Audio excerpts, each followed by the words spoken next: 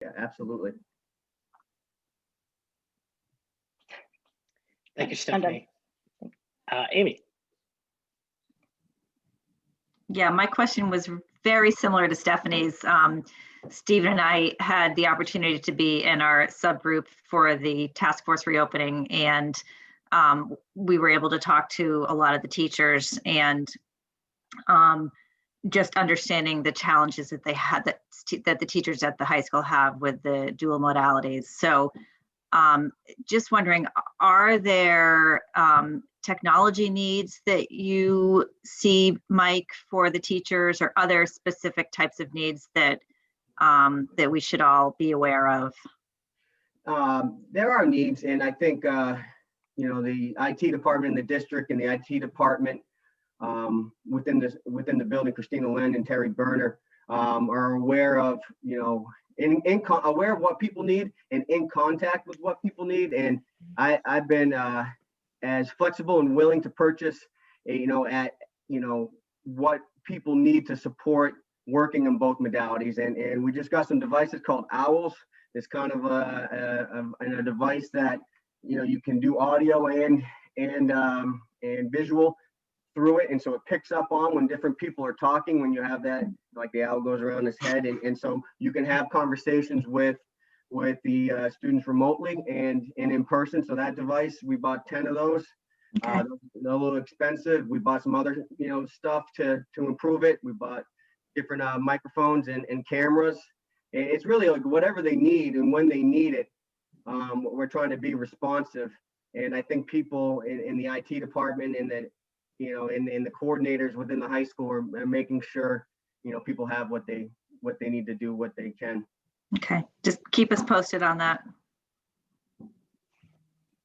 Awesome. So we're Thank blessed. you, Amy. I mean, I'm gonna tell you, we're blessed as a school district to have the financial resources that we have. So. Thank you. Laura.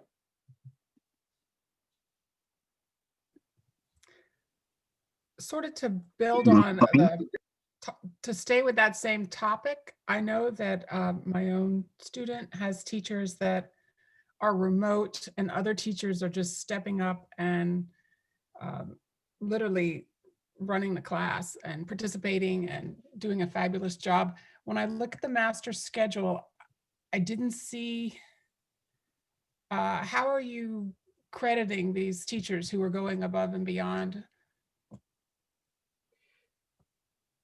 Crediting as far as showing appreciation or compensating them with time and Just financially. it should at least be documented. It's very much documented, Laura. You know, we know there is, as much as we would like to say there's not some inequity between some in-person and remote, we have a lot of people who are in the building, from paraprofessionals, administrative assistants, to teachers, to other personnel that I didn't mention, are really like, it's an all hands on deck to make sure that, you know, we are able to balance the individual needs of the students and the teachers and keep the operation of our school running and in a dual modality piece. And so we do have people kind of covering classes and people stepping up and going beyond their job description. And that's the benefit of how Sauhegan was designed, you know, with, you know, in accordance with the PPC. They've been tremendous and great to work with. I can't say not enough good things about them and the teachers' willingness to go ahead and make sure we do the best we can by these kids. And I'm grateful for it. But yeah, there are some situations where people are overextended, but I think they're looking at it like this is temporary, right? Whether it's this year and a little bit of next year and a little bit of last year, this is temporary. But a kid only gets one shot in high school. They have 4 years, you know what I mean? And I was about to say some have 5, but hopefully not. But they get 4 years, and we want to make that experience like the best experience that it can be. So yeah, I wish it was a little more equitable at times, and I wish some people didn't have to work the way they're working. But I'm grateful that they are, you know. I have some other questions. There's a social studies. I know it's not on your report, but the manifest have a lot of, I'd say 20 or 30 books on race relations. And it's a topic that I'm aware that Sauhegan is evaluating your social studies curriculum. Could you update us on that, or are you prepared in any way? Or Oh, I know it's a a topic of conversation within our school and the district. However, Laura, I'm not prepared to talk about the details of where we're at with that at this point. So next meeting?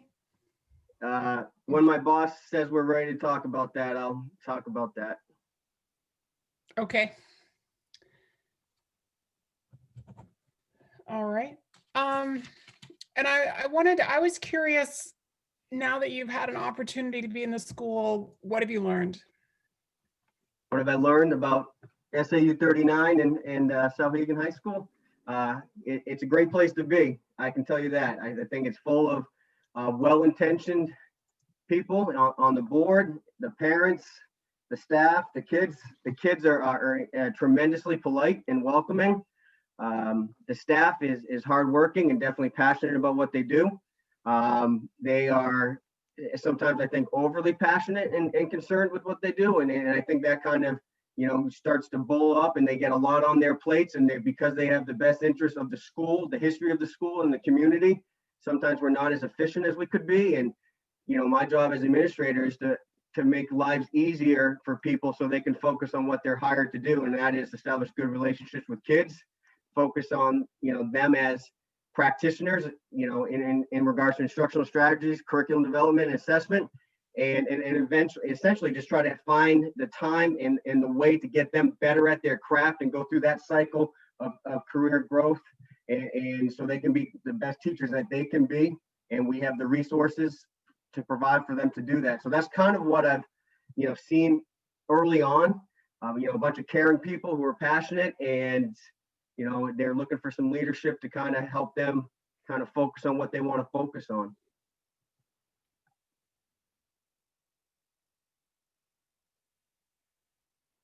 Great. Thank you, Mike. Any more questions for Mike Berry at the high school? Seeing none, let's move up the hill to Dr. Sarfty. Any questions for Kim? And as a reminder, we did have an attempt to access our meeting unauthorized and inappropriately. So we have the meeting actually locked down. So if you'd like to ask a question, just go ahead and raise your hand and we'll get you unmuted.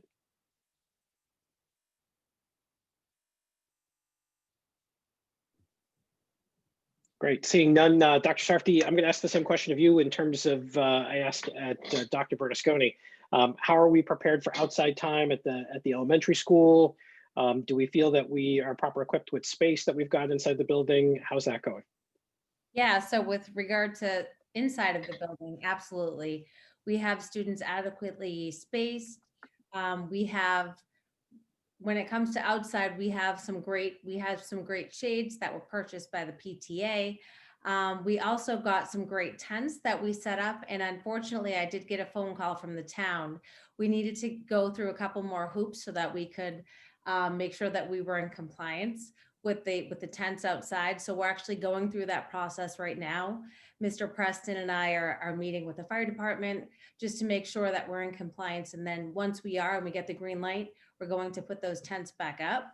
However, the shades that we have are still being utilized, and those have been great so far. So otherwise, yeah, when it comes to indoors, we're definitely adequately spaced, and the kids are having a great time, as are the students. One thing I do want to say, Mr. O'Keefe, before I forget, and I probably shouldn't just interject, but I just wanted to say, I just wanted to give a shout out to Miss Joanne from the library, and also to our art teacher, Miss Valhira. Today, they spent several hours decorating our MPR and also our main entrance, so that when voters arrive next Tuesday, they can see just like the great artwork that the kids have done. And also, we just really appreciate that connection with the library. So I wanted to make sure I got that in.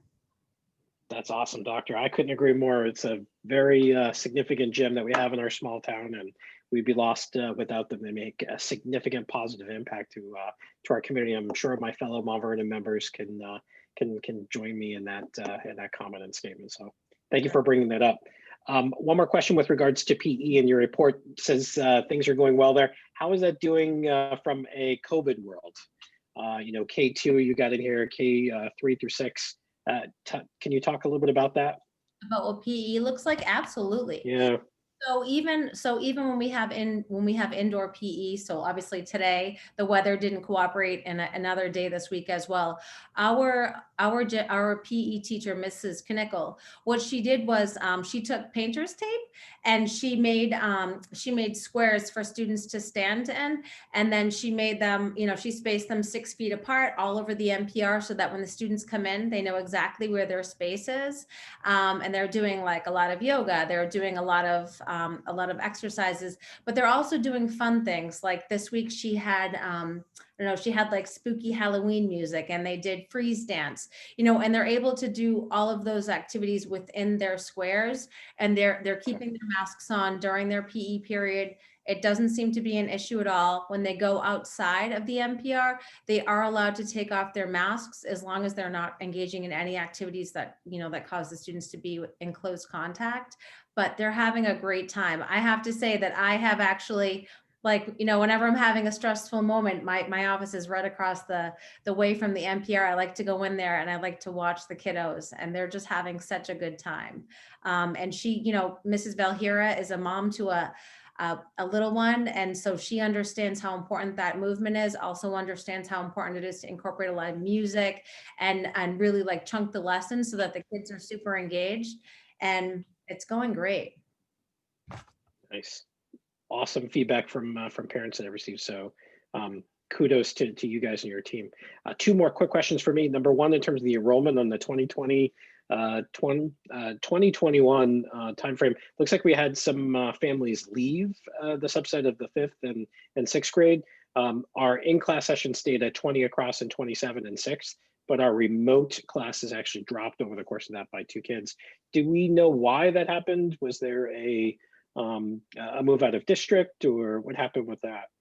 Yeah, so we did have a couple of students move out of district, and then we also had, so, and then just if I can, so we also have a couple of students who they're technically homeschool students, but they are auditing our remote classes. So they're still taking our remote classes, but they just don't have a grade within our grade book, but they're going through, the same process as the other remote students. And then we also have some homeschool students who are taking specials and actually coming into our schools at specific times during the day to just experience specials and then go back home. But in terms of those students we lost, they did move out of district. Okay. And so is that the homeschool students that you're referring to? Is that including the 11 that's in the total, or is that the once a year or one-time notification that we're homeschooling? Oh, that actually that's included in the 11. Yeah. Okay. And then the very last thing that I've got here is in terms of evaluations and supervision. Can we just make sure that we include that on the future principal reports, your formals versus your non-formals, where we're at from that status standpoint, and just so we can see and track how many we've got between now and the end of the year? I would greatly appreciate that. Absolutely. So just an FYI, what I like to do whenever I have the time and on a typical day, I like to make sure that I'm observing at least 4 classrooms every single day. But when it comes to the formal observations, we actually just started that. We actually just got access to the system, and then we were assigned the individuals that we need to evaluate formally. And so we have put that in process. So I'll include that in our report. That's perfect, because in the past, principals have just reported where they're at from that structure standpoint. It just keeps us informed in terms of how that's going. John Glover's got a question. Yeah, thank you, Kimberly. One of your response about that question about the observations sparked a question, which is, and this goes for all the principals, and Adam too, maybe it's at that level, but what is the program for evaluating teachers who are doing remote work when you can't easily get into a classroom? You just join the Zoom classes, or what does that look like? So I can tell you from my perspective from Mont Vernon, yeah, I mean, so our remote teachers, they use the same link for all of their classes throughout the day. And I just pop into the classes. I know that there are certain times of the day, like I like to see them in morning meeting. I like to see what's going on in ELA and obviously in math. And so, yeah, we can just pop into those classes. I actually have, I have some some remote teachers who I have to formally evaluate. And so I'll just do that. I will certainly just do that by popping into the classes. Great, thank you, Kim. Sarah, you had your hand raised. Are you all set? I'm all set. I actually had exactly the same question as John. So John, thanks for. Thanks, John. Seeing no further questions for Dr. Sarfti, let's move on to our consent agenda. Thank you to the administrators for doing all that hard work and making it pretty efficient for us to engage in your buildings. So let's go to the consent agenda. I got a couple of emails with regards to minutes, so we're going to actually pull those first. But let's go ahead and identify number 2, number 3, number 4, the facilities update, and the treasurer's report. Anyone want any of those pulled? I don't want to pull, but I do have a question about facilities. Sure, let's pull that then. And Laura, you got your hand raised? Yes, I had 1 through 4. You wanted to make updates on 1 through 4? I just had questions. I mean, Oh, okay. So which one did you not have a question on? Number 5? Yes. Okay. Beth? I have a question on number 2. Okay. So I let's don't go need ahead to and just. pull it. I just got a question. Okay. So just because we're going to talk about all but the treasurer's report, let's just be more efficient here. And let's go ahead and identify questions for number 1, the draft minutes. I got 2 emails. Mr. Coughlin, would you like to start off with your requested amendments? Yes, 2 quick ones. I'll be the short one today. Line 469, I think incorrectly summarized my statement. I'd like to change it to say, Mr. Coughlin added that he went to some NHSBA meetings early in his time as a board member. And then I think the motion that Beth Kuzma made in line 528 was slightly garbled also. I'd like to change it to Ms. Kuzma, motion to approve policy IMGA therapy dogs, and stated that the boards can approve it, but asked for it not to be introduced this year as guidance to the administration. Perfect. And I said that fast, but Danae has it typed out No worries. already. And do you want to make a motion just to accept those quick adoptions? Just so we can, because I know Laura's got some as well. But I'm gonna make sure yours is separate out. All right, I'll move. We approve my amendments to the minutes. Thank you. Can I have a second? I'll second. Thank you, Beth. Any discussion about specifically Mr. Coughlin's changes? Seeing none, let's go ahead and do a roll call vote. Ms. Kuzma? Kuzma, yes. Mr. Gothier? Gothier, yes. Ms. Beam? Beam, yes. Ms. Grugin? Virgin, yes. Mr. Conklin? Conklin, yes. Mr. Gronsta? Gronstra, yes. Ms. Facey? Stacy, yes. Mr. Coughlin? Yes. Ms. Taylor? Taylor, yes. Mr. Torres? Torres, yes. Ms. Grund? Grund, yes. Mr. Glover? Glover abstain. Thank you. Ms. Lawrence? Lawrence, yes. Mr. Eckhoff? Eckhoff, yes. Ms. Hinckley, are you still with us? I know you were on your way to work. Ms. Hinckley is not present. Mr. St. Dennis? St. Dennis, yes. Great, 15 in favor, 1 abstention, 1 absence. Thank you, Mr. Coughlin. Ms. Taylor, go ahead.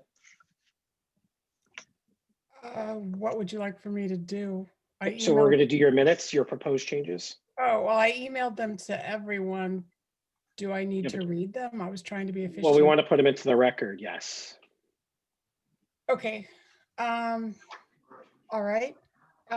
Line 87, Mr. Chen inquired about the cost being $75 million, and that was not included. So that needs to be added. Line 15, when I inquired about additional data, since AP metrics are used in high school rankings, Can we add percentage of students taking AP classes, percentage of students taking AP test, and percent of students scoring a 3 or higher on an AP test to the assessment plan? Line 118, Mrs. Grun asked if Nwea and other assessments for remote learners added cost, and Mrs. Lanworl replied, remote Nwea does not change the cost. Line 126, was submitted to the state. Line 129, adding a line, Mrs. Taylor asked if he could provide how many part-time students are attending the high school. And Mr. Seal said he did not know or did not have how many high schools were part-time with him. Line 223, add a line. Mrs. Taylor thanked the principal for the helpful report. She expressed her gratitude for having a full-time principal at the school. She said her report speaks of student implementing individualized plans in a year. Can you describe them? What are you accomplishing with them? Mr. Berry wants to personalize the pathways to graduation. He would like Sauhegan to offer varying opportunities to succeed. Add a line to 228. Mrs. Taylor wanted clarification that the students will only be graded by teachers working with them. Mr. Berry replied yes. Line 436, instead of GCBE, Mr. Chen said GCEB. Then add a line, Mr. Chen noted that the superintendent is hired by the SAU. GCEB allows individual boards to be involved in the selection of their principals. Line 479, add a line. Mrs. Taylor said, we owe detailed policy discussions to our community and students. Should we be passing important policies on grading in a state of emergency?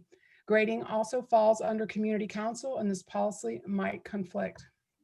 Line 488, add 2 lines. Mr. Coughlin said he did not like editing policies with a group of 17. Mr. O'Keefe stated this shouldn't be a working session. Line 489, Mr. O'Keefe call a roll call to move policy IKA, grading and reporting, down to the other boards. Line 494, add a line. Mrs. Taylor asked if the board should be put in a position of passing policies that don't align with New Hampshire state law. Line 497, add 2 lines. Ms. Kuzma said the RSA said medically capable. Mr. Steele said medically capable is being mentally able. Line 498, add a line. Ms. Taylor said the RSA did not support mental health. Line 499, add a line. Mr. O'Keefe, I am comfortable with this policy coming from NHSBA. Line 512, add a line. Mrs. Grun said the interview process should include the board. All of that was taken out of the new proposed GCEB. The new proposed GCEB takes out community involvement in everyone but the superintendent. Line 516, add a line. Mr. Chen said the board was not part of the selection or job description of the new principal.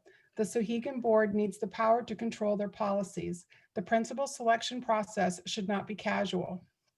Line 520 was a correction. Mrs. Grun asked, do the board members not want board and community involvement? Instead of do they not want? Anyway, line 520, add a line. Ms. Taylor supported Stephanie's statements. She added, the reason we have a policy is to keep the board involved in the process of selecting a principal, the important leader of a school.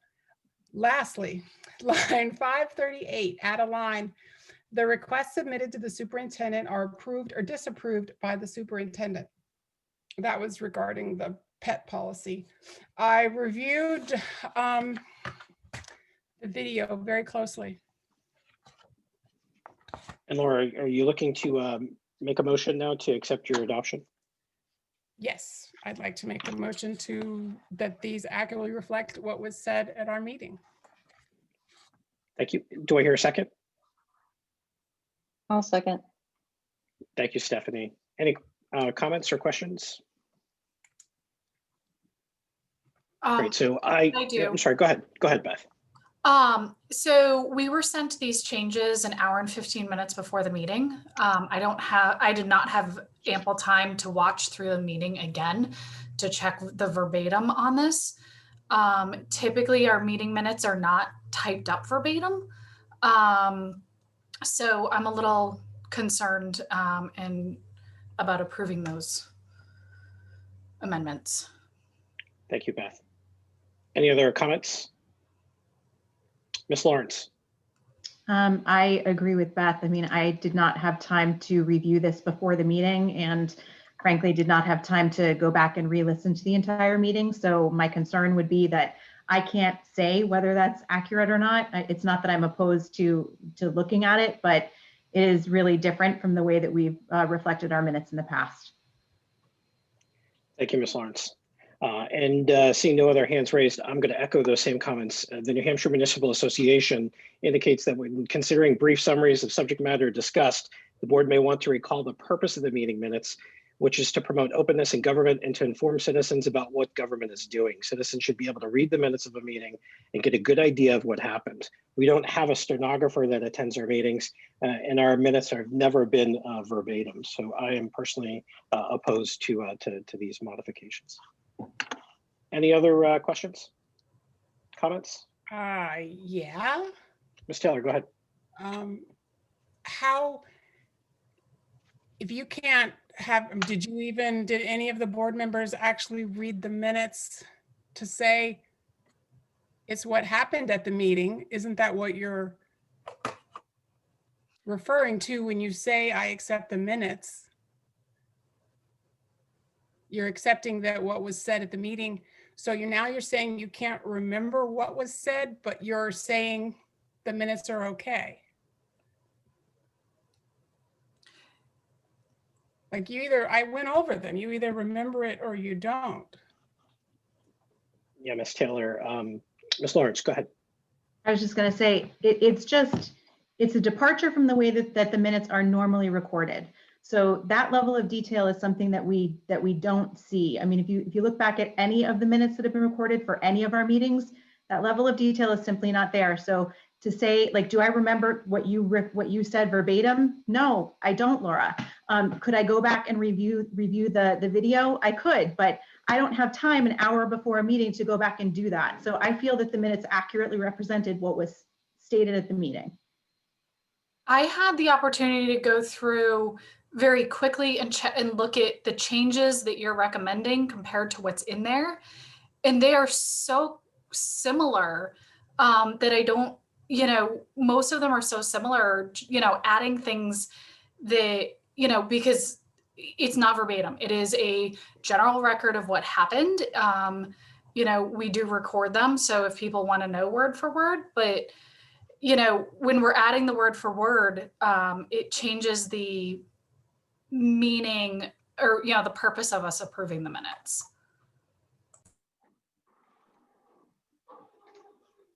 Any other comments? Well, I think these discussions were very important, and even Mr. O'Keefe stating that this shouldn't be a working session. That's from the chair of the SAU 39 while we're reviewing about 40 policies, saying that it shouldn't be a working session. I think that's an important thing that needs to be recorded. I felt like you oversaw the meeting very well, and we did have a discussion, but it certainly shouldn't be rushed.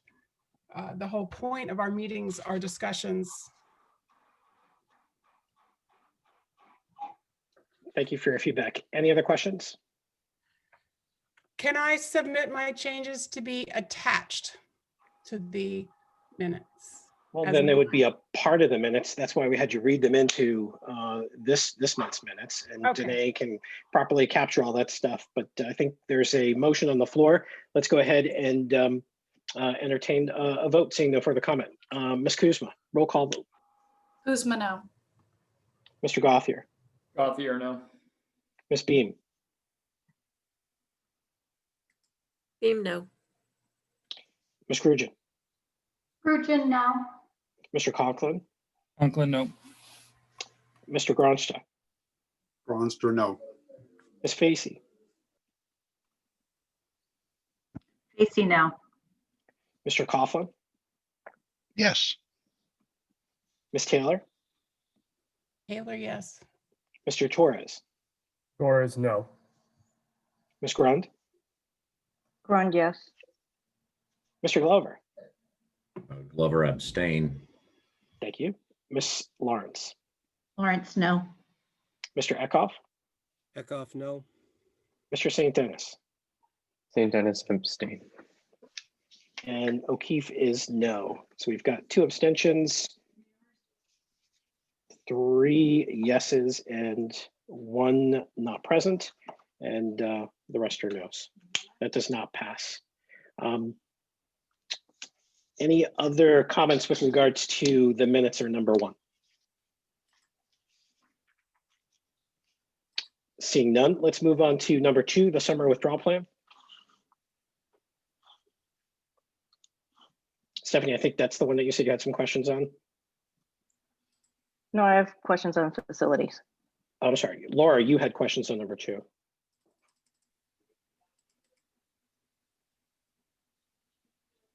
I had questions on number 2.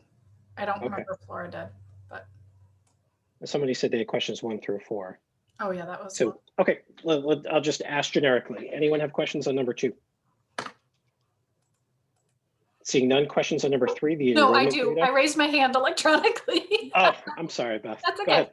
I have a question on number 2. So looking at it, it's very clear we definitely have a significant increase in homeschool students this year, to be expected. So my concern is when these students come back next year, I think part of, because when we look at it, I have a concern that these are going to be, 1 or 2 year things, depending on how COVID plays out. I'm worried, or, when we have that many students that are shifting back after having their own homeschool experience and things like that, there'll be a lot of learning gaps with our students that were homeschooled and in school remote as well. And wondering what the administration's planning on doing to plan for that, and planning, we might have kids that come in way ahead than, much further ahead than they were in math because working at home allowed them to be able to do that, but they might be much further behind in another subject area, like reading or something like that. So I was wondering what the administration's planning on doing to kind of identify those holes, figure out what to do about it, what to fix with it. As part of that question, I'm also wondering, I did watch the reopening task force last week. And I also had a question, if we're planning on using Nwea a lot, which we do anyway, we typically don't test our students in the spring outside, for grades 3 through 10, I'm assuming. I know it's not for 3 through 8 right now. Can we, I know it's an extra test and really is unfortunate, but it might be able to really identify those holes heading into the summer versus having winter be the last piece of information that we have. So yeah. Mr. Steele, do you want to take that?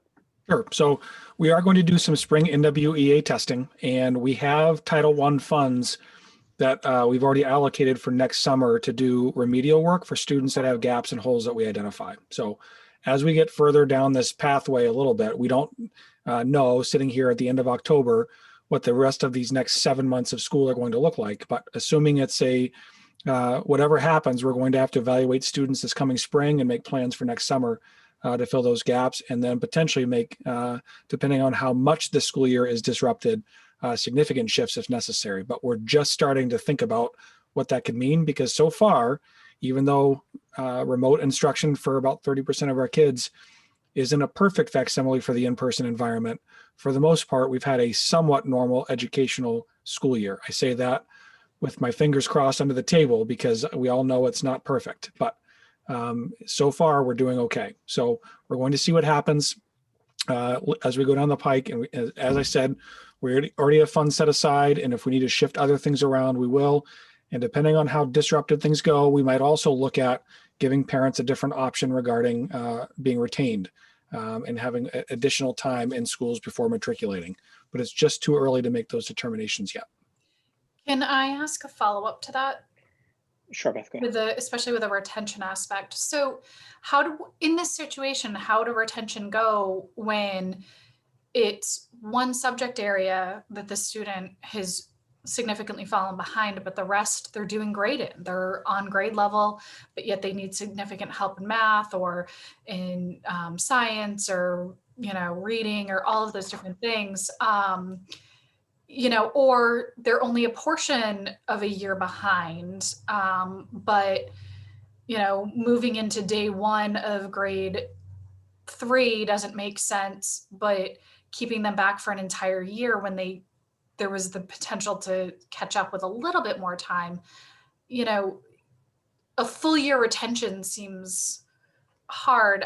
It's almost like, could we do it, half a grade level? Can we have like grade 2.5 and grade 5.5 next year kind of a thing to fill those gaps? But yeah, the challenge is the concept of a grade level, and that students matriculate at the same pace every year. And the academic matriculation is not the only way students grow in life. We know there's also social, emotional, and physical growth that we have to also evaluate. And I'm concerned for the social and emotional growth that's been stunted in some students these past 8 or 9 months and will continue to be. And so I think it's beyond just, I've mastered all the academic material. I think there's also a significant research we need to look into about the other types of ways students haven't grown and whether they're truly ready for the next step educationally. And our role is, we ought to be creative as opposed to being very linear and concrete in our thinking, and find ways to make our school system adapt to the child, not our child adapt to the school system.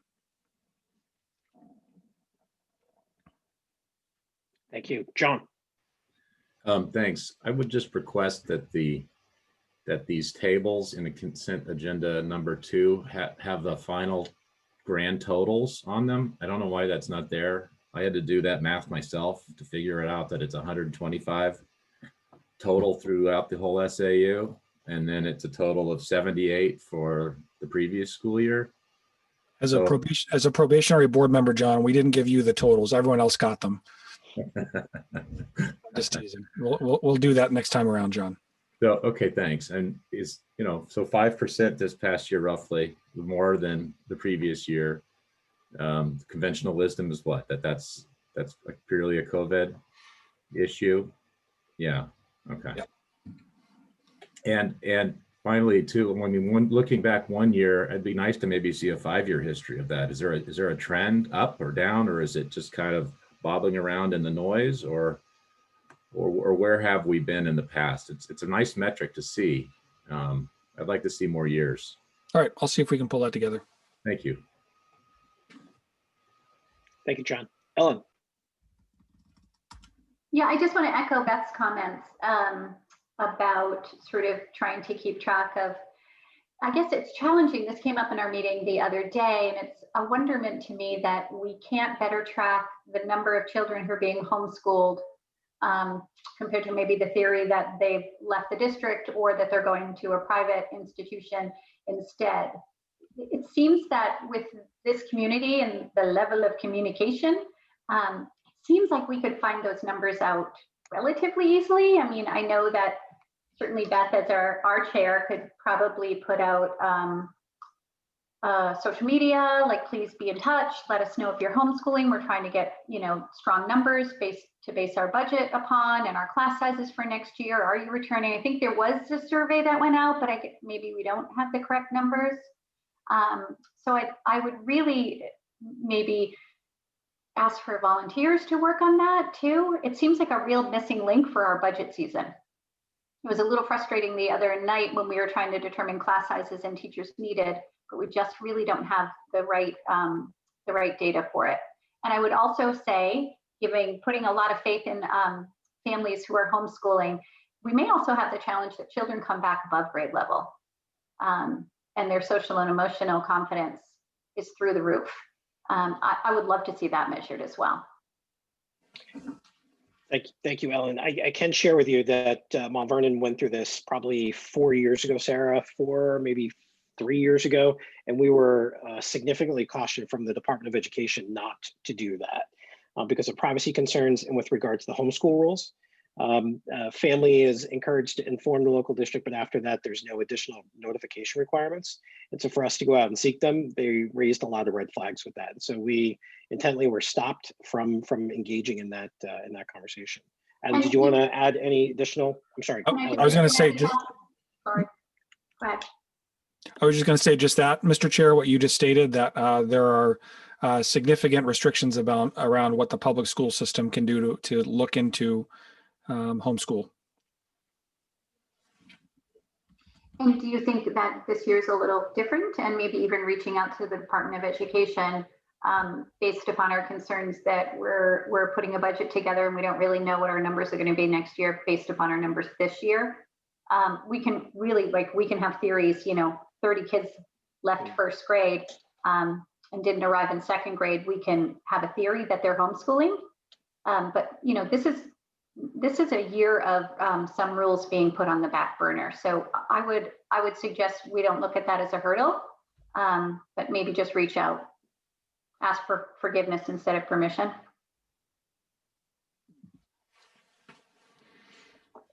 And I'm happy to help. Thank you, Ms. Grushin. You're welcome. Ms. Grunt. All right, I'll be quick. Just adding on to the enrollment piece, if there's a way we can go back and look, or at least track going forward, the kids that are in 8th grade going into 9th, so we can look the trends of who's not moving into our high school. And if we're able to see that, I think would be wonderful, because I think we've been asking about that for a while, or I've heard prior board members asking about that for a while. That's it. Awesome. Thank you, Stephanie. Let's move on to number 4, the facilities update. Any questions or concerns about that? Stephanie, go ahead. Yeah, I have a question about this lovely truck that's pictured here. Is that under Sohegan? Yes. It is, yes. When did we purchase this? Because I haven't seen it come through the manifest yet. And I'm like, where's the budget for it? It was ordered about, I think, 6 or 9 months ago, and we just took delivery of it in the last couple of weeks. Was it budgeted for? Because It was. It was. Okay. And then I saw in this year's budget, there's another $70,000. So the truck was budgeted. Yeah, the truck was budgeted in last year's budget. It was ordered, and then it was not delivered until after July 1st. And so there was some concern that we hadn't actually gone through and ordered it, when in fact we had. So we picked it up, we paid for it, charged it to fiscal year 20, and removed it as a budget item for fiscal 22. Oh, is it removed? Because I thought I had seen it, or maybe I'll have to go back and check. I was looking If not, it should be. Okay, I'll double check that. That was my question. Thank you. Laura. I had the same question about the truck and the budget, and I wanted to know, I had yet to get an answer on full-time versus part-time students and how many we have. I'm sorry, what is your question? I asked at the last meeting as well, the full-time versus the part-time students. You have 709 students, and I wanted to know how many were part-time. So Laura, we're on the facilities update. Are you referring to the enrollment data? Yes, my hand was up. Sorry. Yeah, I'm not sure how many part-time students we have. Forgive me if you asked that question. I did not get the answer, but Mike, if you could provide that to the board at your convenience, that'd be great. And Josh? I don't have any questions. I just wanted to thank Roger for the details that he gave in his report and the pictures that made me feel really bad about my living room floors. So thank you. Thanks, Josh. Laura. The facilities report, there's an upcoming facility security upgrade with the unexpended fund balance. Will that be covered? Because isn't that also part of the budget for this year, or the we're trying to fit it into this year too. So I'm wondering, is there overlap and will it be able to be completed already? Yeah, I believe we encumbered those funds from last year's budget, and so we've already accounted for that in the amount that we used for COVID as well. I was just wondering for specifics, what were these security upgrades? Well, we don't discuss security upgrades in public. I'd be happy to answer that in non-public if you'd like. All right, sorry, thank you. No, no problem. Terry. First off, I want to say thank you to Roger. Talk about hitting the ground running. You have been busy, you and your staff. And so it's kind of amazing how much you've gotten done. So thank you for all the hard work. And I know that it's been during a challenging time. Can we expect to be seeing facilities updates every meeting or every quarter? Because I really loved seeing what's been going on. I think it was really powerful and it gives us something to report back to people. And for anybody who goes and looks at our packets and looks at our minutes, it's a really great way to see, you know, what we're doing with our money and how we are being good stewards of what we have in our care when we can be. Yeah, the plan is every month for an update. Thank you. I think that would really be beneficial. Mm-hmm. Awesome. Thank you, Terry. Let's move on to the treasurer's report. I think that was the one that no one had any questions about, so I'll take a motion to adopt our consent agenda. Just to give everyone an idea, it's almost 8 o'clock now, so just to give some perspective, we're going to have a pretty long conversation with our Joint Facilities Advisory Committee. We're going to do a first reading of a policy. We're going to have some significant in-depth conversation with regards to SAU budget. And Christine, who was bumped off of our last meeting, is going to be presenting as well, and then our board goals. So I'll take a motion right now to accept the consent agenda. I'll make that motion. Great, thank you, Beth. Second? I'll second. Thank you, Stephanie. Let's do a discussion. No. Great, hearing none, let's do a roll call vote. Ms. Kuzma. Kuzma, yes. Mr. Gothier. Gothier, yes. Pardon me, Steve. I had my hand raised. I'm sorry. Go ahead, John. Did we skip over consent number 3? It seemed like. No, we did hit it. But did we? I'm sorry if I missed it. Just consider this part of the discussion. It's fine. The thing I noticed was that this data does not match with the principal's reports data.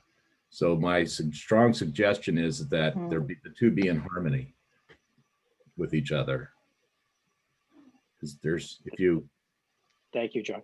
They don't match. Some numbers do match, but not all numbers. And so that's confusing to folks.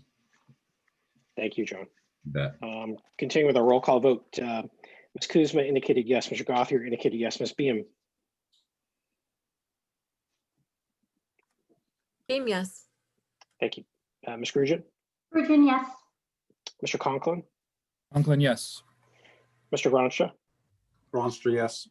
Ms. Facey. Facey, yes. Mr. Coughlin. Yes. Ms. Taylor. Yes. Mr. Torres. Torres, yes. Ms. Grund. Yes. Mr. Glover. Yes. Ms. Lawrence. Yes. Mr. Eckhoff. Eckhoff, yes. Mr. St. Dennis. St. Dennis, yes. O'Keefe, yes. It's 1 absent, 16 in favor. Moving on to now our Joint Facilities Advisory Committee.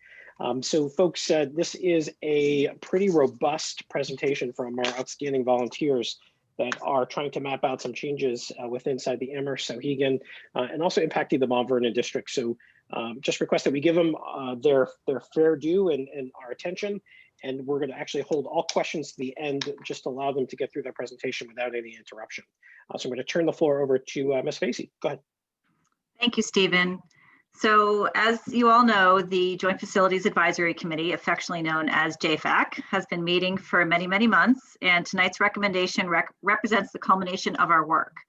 I'd like to thank everyone on this committee who has graciously donated hours and hours of their time and brain power to get us to where we are today. I'm pleased to report that at our last meeting, we voted unanimously to approve the recommendation that you will be hearing tonight. Tonight, our work will be presented by several community members: Shannon Gascoigne, who's vice chair of JFAC, Victoria Parisi, who chaired the Sauhegan 2.0 subcommittee, Brian Coogan, chair of the Data and Finance subcommittee, as well as Lance Whitehead, who's the principal of La Valley Bresinger. Following the presentation, we'll be happy to answer your questions. Please know that there is a lot of information being provided this evening, and that we are planning to attend individual board meetings over the next few months to continue the process, and will be available for deeper dive questions. I would suggest that prior to your individual board meetings, you can submit questions to me so that we can be better prepared to address your questions and concerns. And feel free to jot down any deeper dive questions tonight during the presentation so that you have a record to bring forth. So without further ado, I'd like to introduce Shannon Gascoigne to begin the presentation. Hi, hello everybody. Thank you, Amy, for your efforts in guiding and moderating the committee. And thank you to Chairman O'Keefe for the time on the agenda tonight. I know you have a very robust agenda, so we will try to be concise where possible. Like Amy said, the Joint Facilities Advisory Committee, let me share my screen real quick.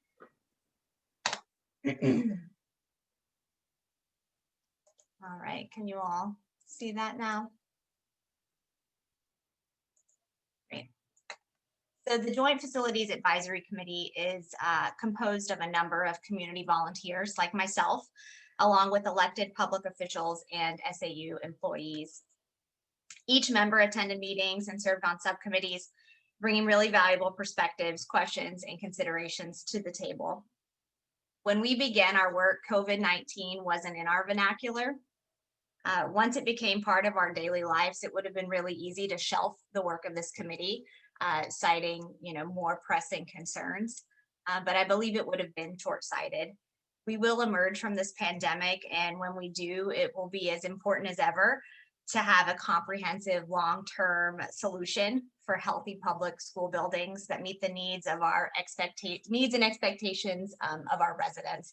So the recommendations we'll present this evening aim to provide that. Just as a reminder, this committee was appointed by the SAU board and charged with completing an analysis and providing recommendations regarding the state of our public school buildings in Amherst. Encompassed in our charge are Clark Wilkins Elementary School, Amherst Middle School, and Sauhegan High School.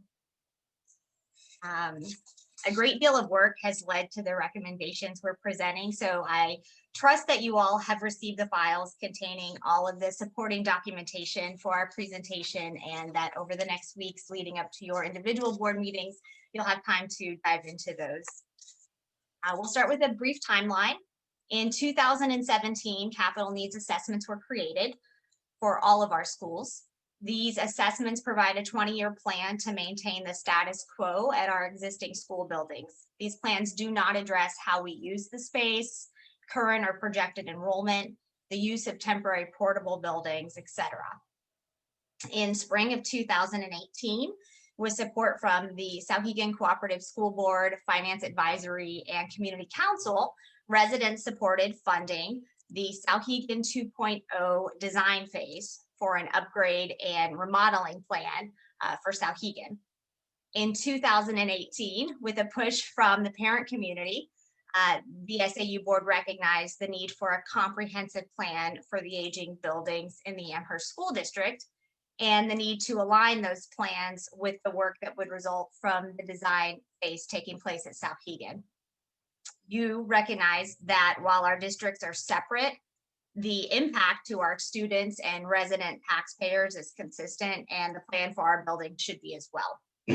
So, and just to remind everyone, that same year, 2018, our temporary portables at Wilkins that had been in service for about 14 years caught fire, displacing 2 classrooms worth of children and causing a real ripple effect throughout the school in terms of space.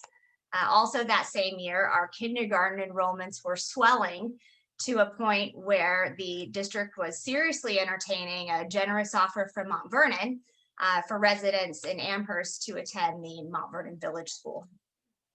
In the spring of 2019, voters rejected a warrant article to fund a study in the Amherst School District, along with the rejection of the school budget.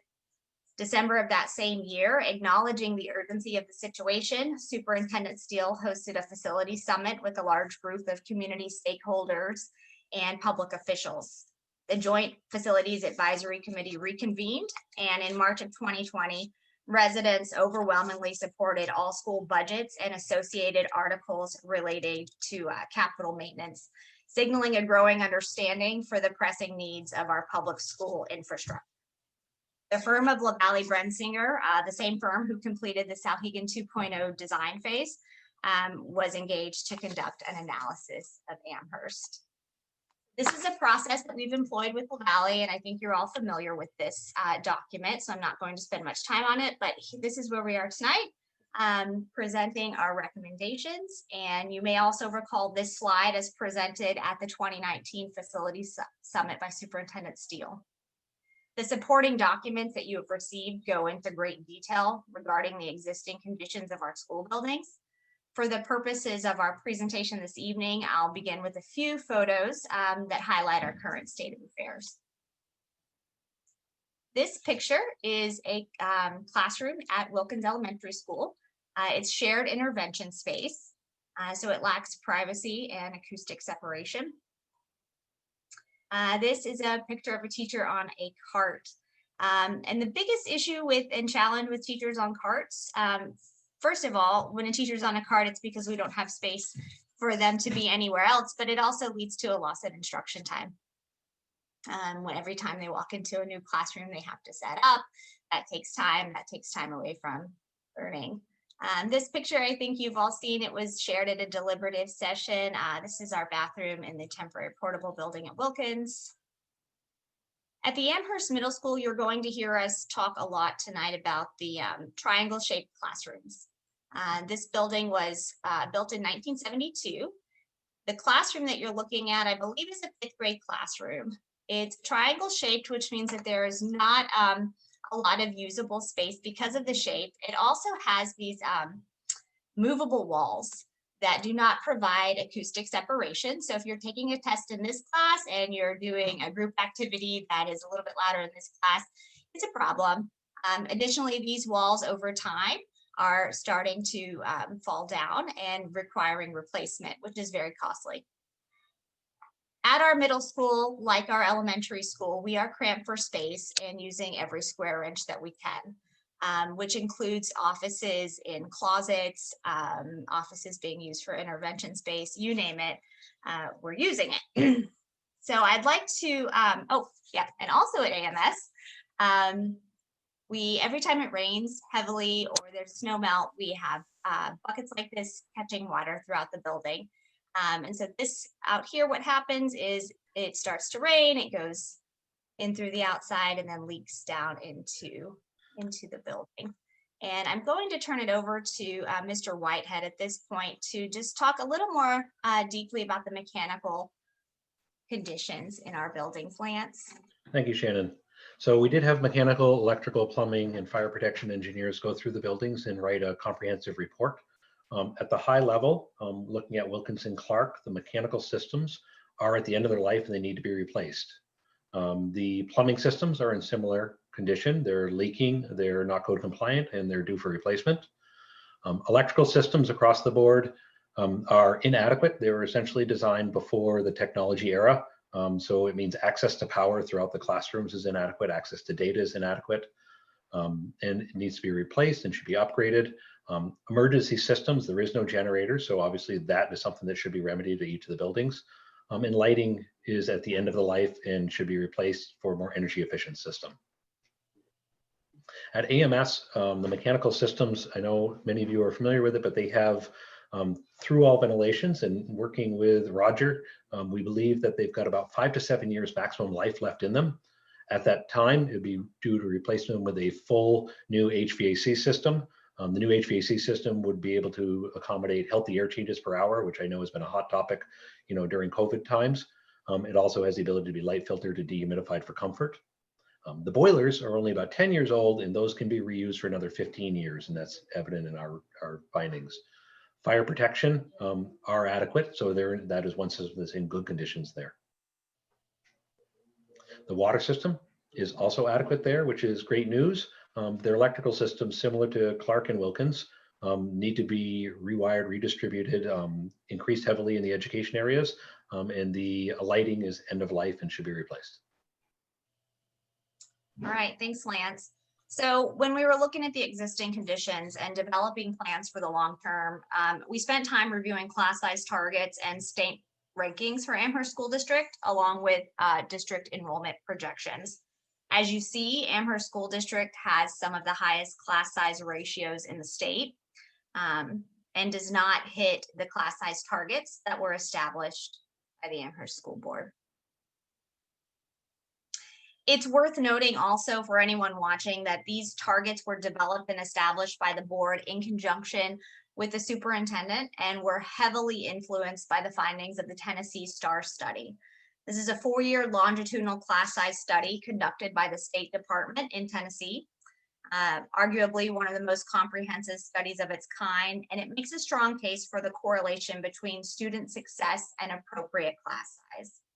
This study clearly demonstrates that small class size affects student academic and non-academic growth, performance on standardized tests, student engagement, teacher retention, classroom management, and the ability to really differentiate for instruction. All goals here in the Amherst School District. As you see on the next 2 slides, our numbers are not projecting a decline over the next 5 years, as Amherst continues to be a desirable location for families with school-age children. We're projected to see a significant increase next year in student enrollment in Clark Wilkins and remain relatively steady thereafter.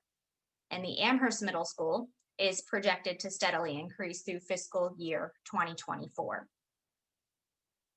This slide provides additional detail to support these projections. In short, with our current enrollment, we are utilizing closets for office and intervention space. We are utilizing temporary portables, and we have some of the highest class size ratios in the state. And our enrollments aren't projected to shrink. If the board wishes to achieve their stated targets across the grades and truly impact growth and achievement, as well as maximize teacher effectiveness, additional space is a requirement. The next several slides provide a high-level summary of the results of the staff and community survey that was conducted as part of the needs analysis. Detailed survey data is available in the supporting document files that you've received links to today. So we're just going to go over a summary of these quickly. So on the staff survey, space shortages and educational environment concerns rank high on the list of priorities. They do not have enough classrooms, they're missing special education space, lacking small group areas, storage space, common spaces, and space for art and music. Staff also have concerns and challenges with comfort issues in the building. We've heard this a number of times, not only from staff, but from parents and students as well, that the temperature fluctuations and swings in the building make it a very difficult environment to learn in. Poor electrical infrastructure, poor lighting, acoustical separation issues. Our community survey, which went out over the summer, ranked the top 3 most pressing needs amongst community members that need to be addressed as our aging and inefficient facilities, increasing enrollment, which is leading to large class sizes, and growing teacher-student ratios, and safety and security. They ranked the priorities as very critical or critical building safety and security, updated technology and science labs, lower student-teacher ratios, energy efficient and updated systems, and updating our special education space. The open comment field in our survey also yielded a number of feedback comments from the community. Some of them centered on themes like quality schools, property values, prudent spending. I'm not going to read through all of these, but I did find this comment here compelling. These buildings are old, dated, in need of repair, and too crowded. I went to Clark Wilkins 30 years ago, and the facilities my kids go to are essentially the same, just older and more crowded. Failure to do something is soon going to impact the quality of education, the well-being of our kids, and at some point, everyone's property values. So that leads us into the next portion of our presentation. Do we need to improve our school facilities? Can we afford to? Can we afford not to? The committee landed on 3 options, really. We can kick the can, we can renovate and refurbish, or we can build new. Each of those options come with a price tag. So Lance is going to join me in my presentation now to describe what each of these price tags involve, and we're going to start at the middle school. Lance, I'm going to turn it over to you now. Great. So we looked at, for kick the can option, we essentially assumed that you're going to change things as they break. There's a number of systems that we've already talked about that are at the end of life, and we know that over the next 20 years, you have to replace them as they fail. Renovate and refurbish, we're going to go over that in just a moment. But that kick the can option, we looked at over the next 20 years, you're probably going to spend about $30 million. Renovate and refurbish about $31 million, and building a new middle school is significantly more, $59 million if you were to build an entirely new middle school. Now, and Lance, I'm sorry, on that middle school, the new middle school option, that's for a 6th to 8th grade middle school. Is that correct? Yeah, that assumed a 6th currently to have 8th 5 to grade 8. middle school. Yep. Okay, great, thanks. Yep.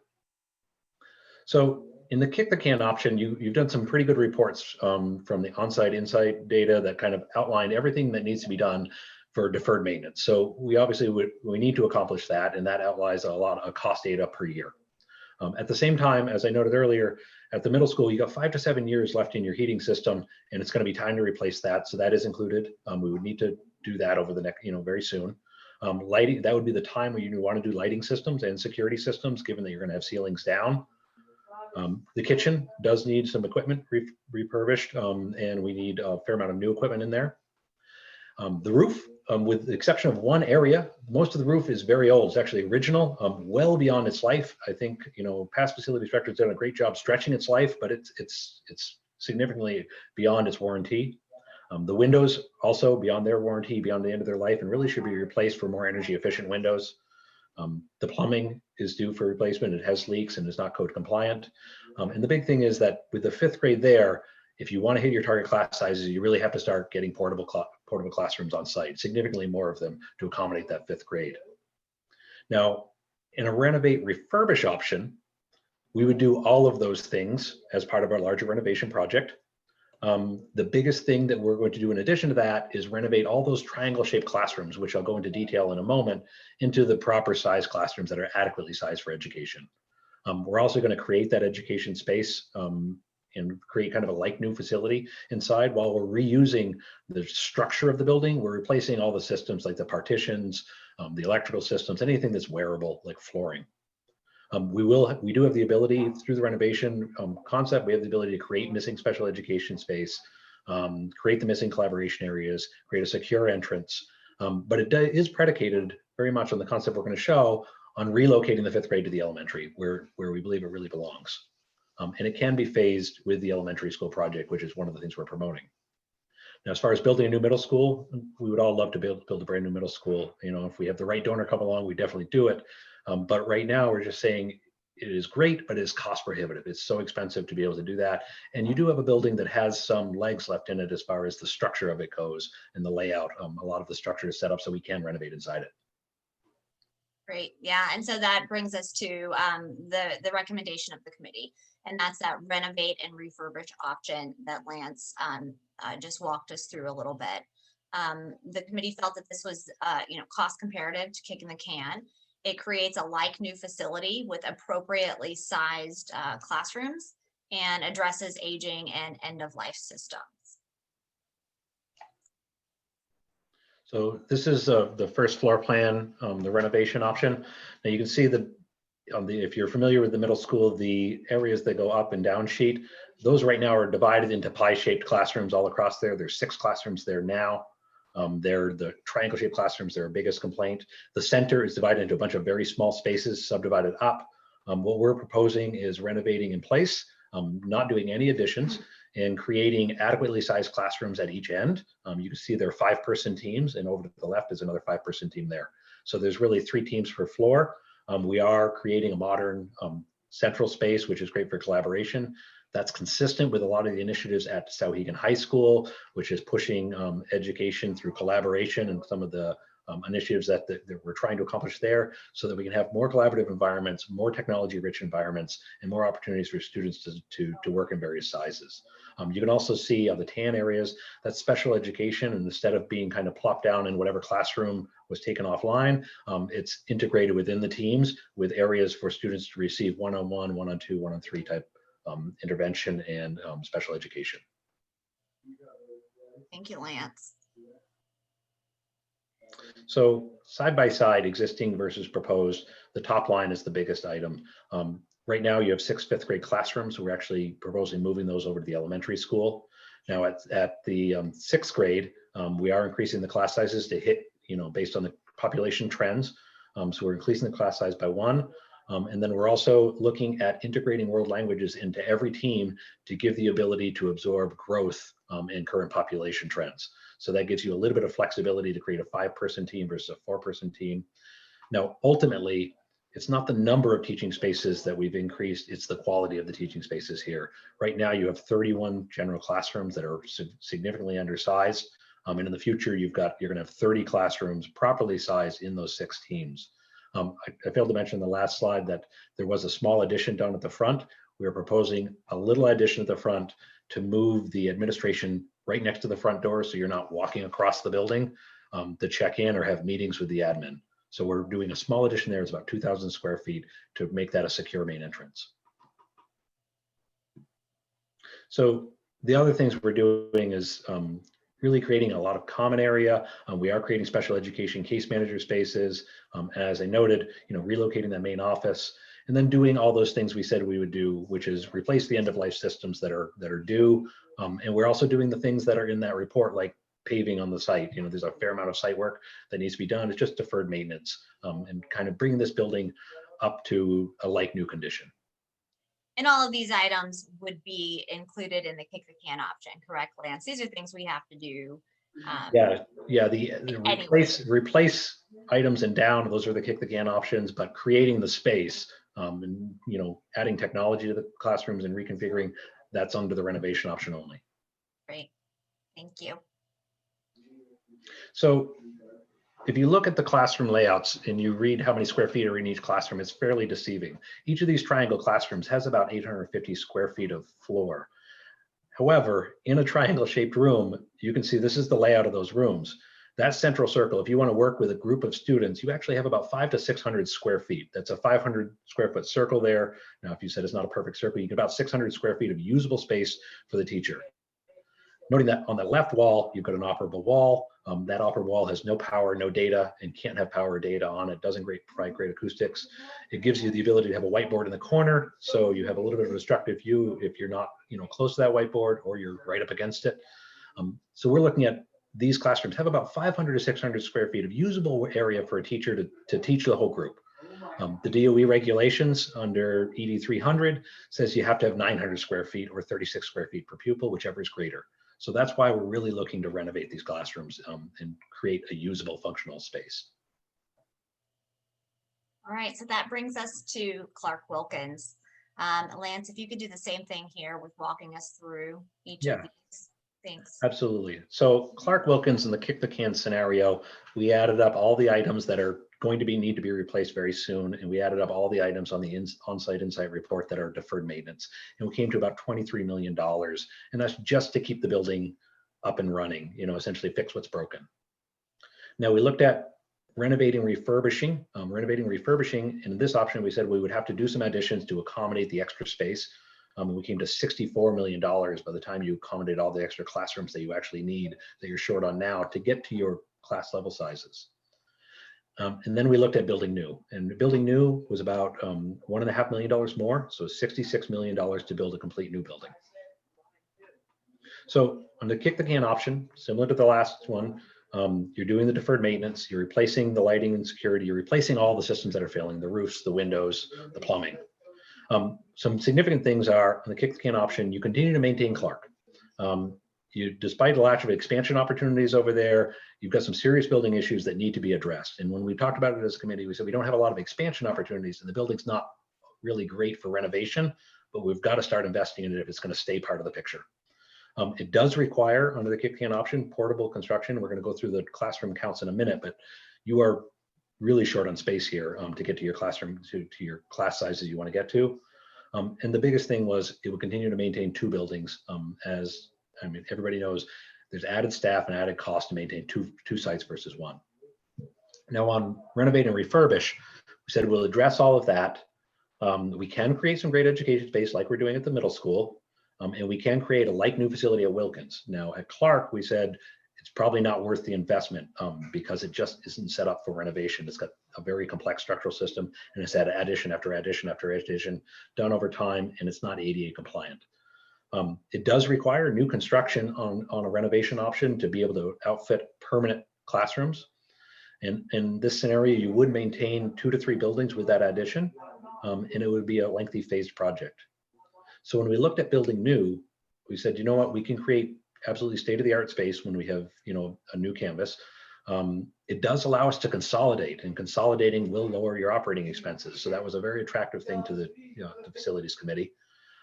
The costs are strikingly similar. I mean, you're talking about 3% different between one concept and the other. Costs are strikingly similar, and we believe we can offset that with operating expenses, and we know that we can create a more energy efficient building. So with the 1960s vintage building at Wilkins, there's very minimal insulation in that wall, in the exterior wall, and we think we can create a much more energy efficient building if we started new.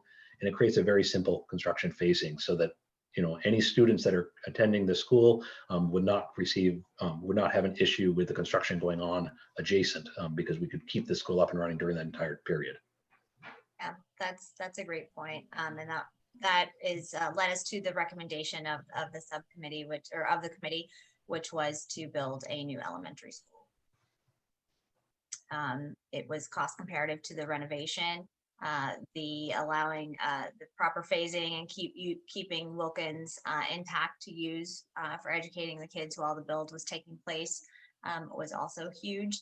It addresses the sustained high cost of operating antiquated systems, allows for consolidation to one elementary school site, and creates an optional educational space that will now house pre-K through 5th grade. So the 5th grade can now return to the elementary school where it's most appropriate. So this is the biggest change you'll see. You can see that class sizes on the left are 6 and 7, and to get to you, or numbers of classes on the left are 6 and 7 in your existing building. To get to your students per classroom you want to hit, they're all going to go to 9 and 8. So you're seeing significant growth in the classrooms. I would say that 4 of those classrooms highlighted in red are temporary construction anyways. Those are the portables that are out there. So even if you count those, you have 34 classrooms at this level now. And to get to your targets, you're going to need 54 general classrooms. Could you go back one slide, please? Thank you. Oh, sorry, forward.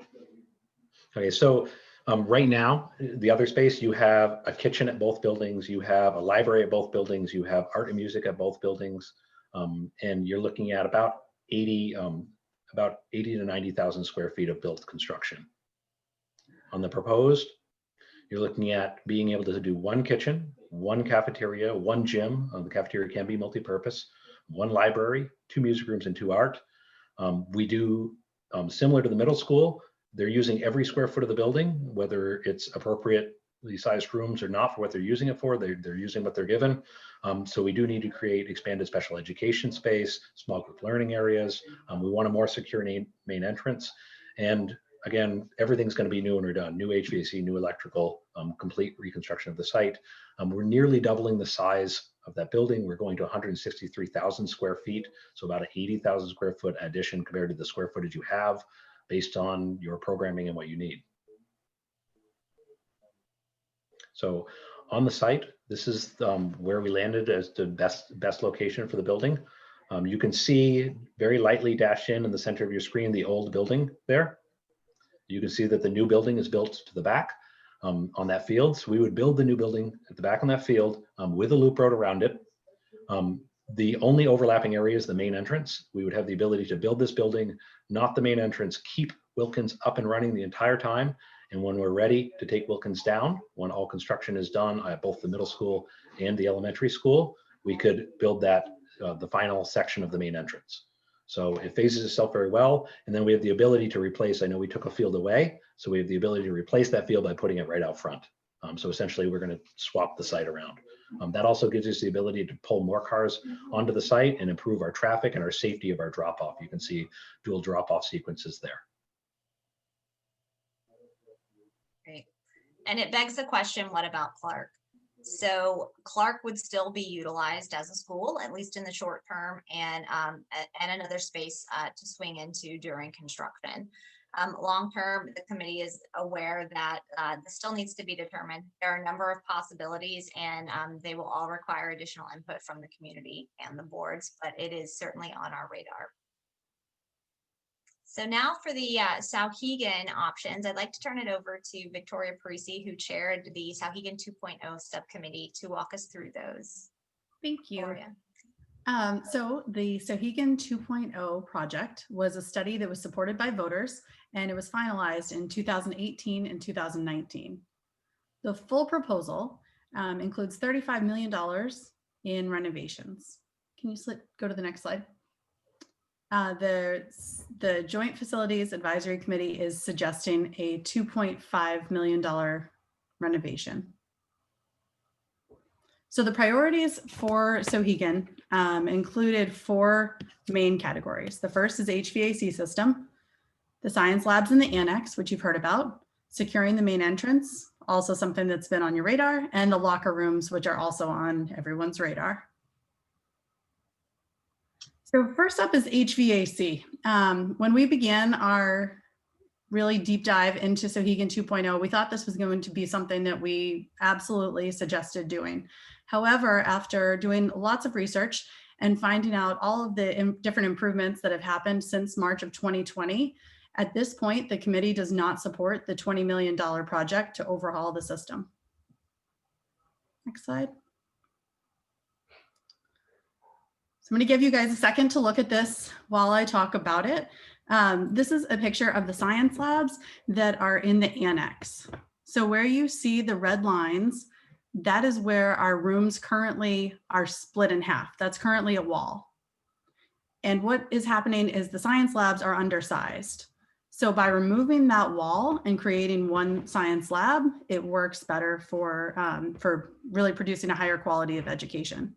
If you look at the wall where the doors are, you can see that there's extra doors, and that is showing the extra classrooms that they currently are.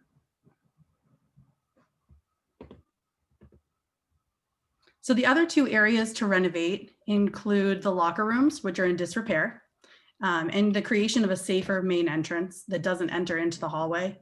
Just like you saw in the Clark Wilkins and AMS pictures that were shown, entering into an administrative area is just a much safer area to enter into for outsiders.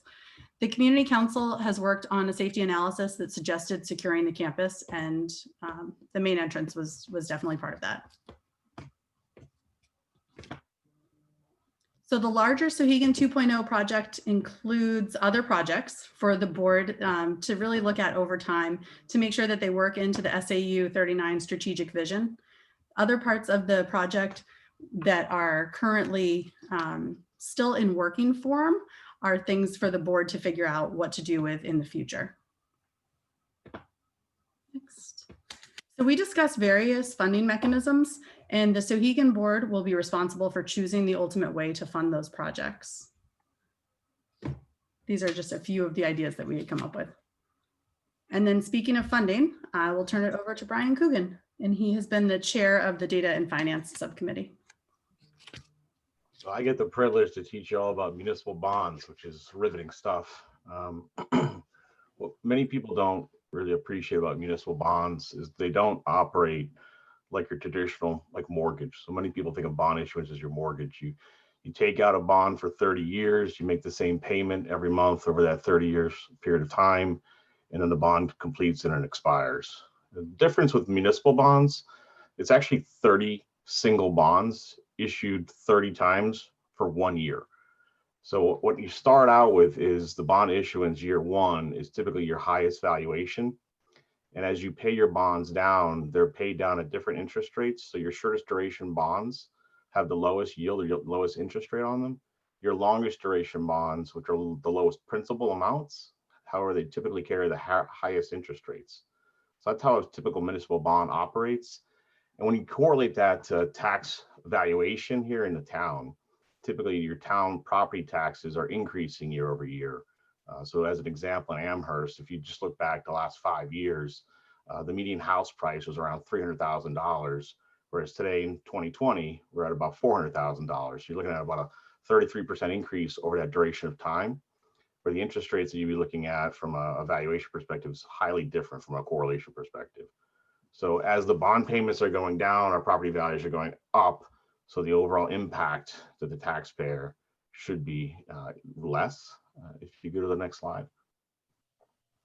However, if you don't plan for this appropriately and you don't plan for how we spend the tax dollars and with the debt issuance for the properties, if you don't sequence them properly and don't look 30 years out, you can have a lot of variability in the tax rate. So the chart here is showing how if you don't sequence them correctly, or if you don't plan for them at 30 years out, you can have spikes and valleys in tax impacts to the residents.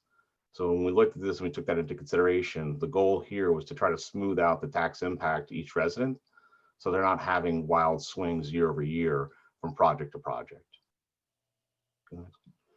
So we really tried to take a long-term strategy. We were looking at, what's the consistent tax rate for the residents? How do we level that so it's a smooth impact and it's something that the residents can prepare for? How do we strike the balance between bond rates and construction costs? So one of the things we need to consider, we're in a period of time right now where our interest rates are at some of the lowest in history.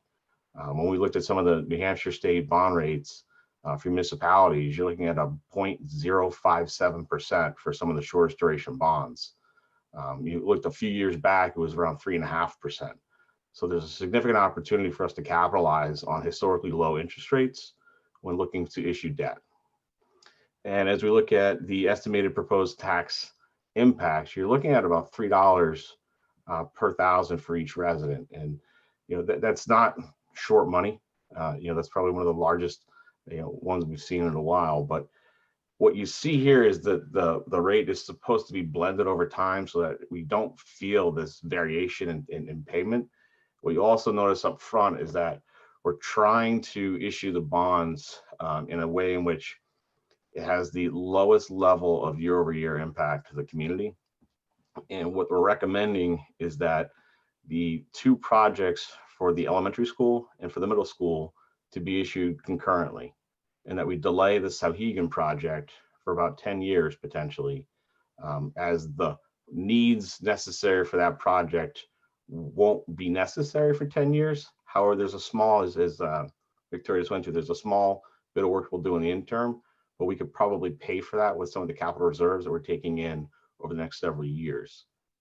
So as we looked at blending all the different options in terms of when we should start and commission this work, there was really very little difference between the tax impact if you staggered these projects, if you front loaded all these projects, or if you put them off. The key thing that we noticed and we observed is that had we done some of these projects 5 years ago, they would have cost us $10 million less. If you look at doing some of these projects 5 years from now, they'll cost us $20 million more. So we looked at this as an opportunity that between the cost of building, you can go to the next slide, Shannon, because this helps illustrate that. When you look at the costs of building going up year over year and increasing potentially up to $4 million per year, and the cost of borrowing money that will probably go up based upon what we foresee in the future and with interest rates, there's probably no better time than right now to look to do this type of project of the magnitude that we're considering. And as we look at the tax basis in town, the likelihood of property values to increase is strong. Historic records have shown that property values have continued to increase at about 6 to 7% year over year. And that will start to then bring down some of the impacts to the baseline taxes for our residents. Go to the next one, Shannon. So I went through some of this. So if you look at for every $10 million of new valuation, you're looking at about a 2% break on the rates. If you look at the total valuation of the town, it's about $1.4 billion.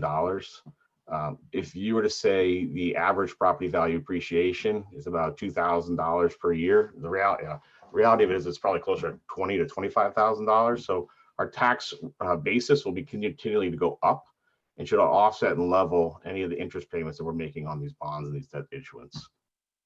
And again, as I said earlier, the estimated costs if we were to delay these projects are going to increase about $4 to $5 million per year. You have the next one. Yeah, I could cover most of this. So when we went back and Lance helped us with this, we looked at what the cost would have been back in 2015. And we would have been spending around $40 million. And this year we would have been spending close to 50.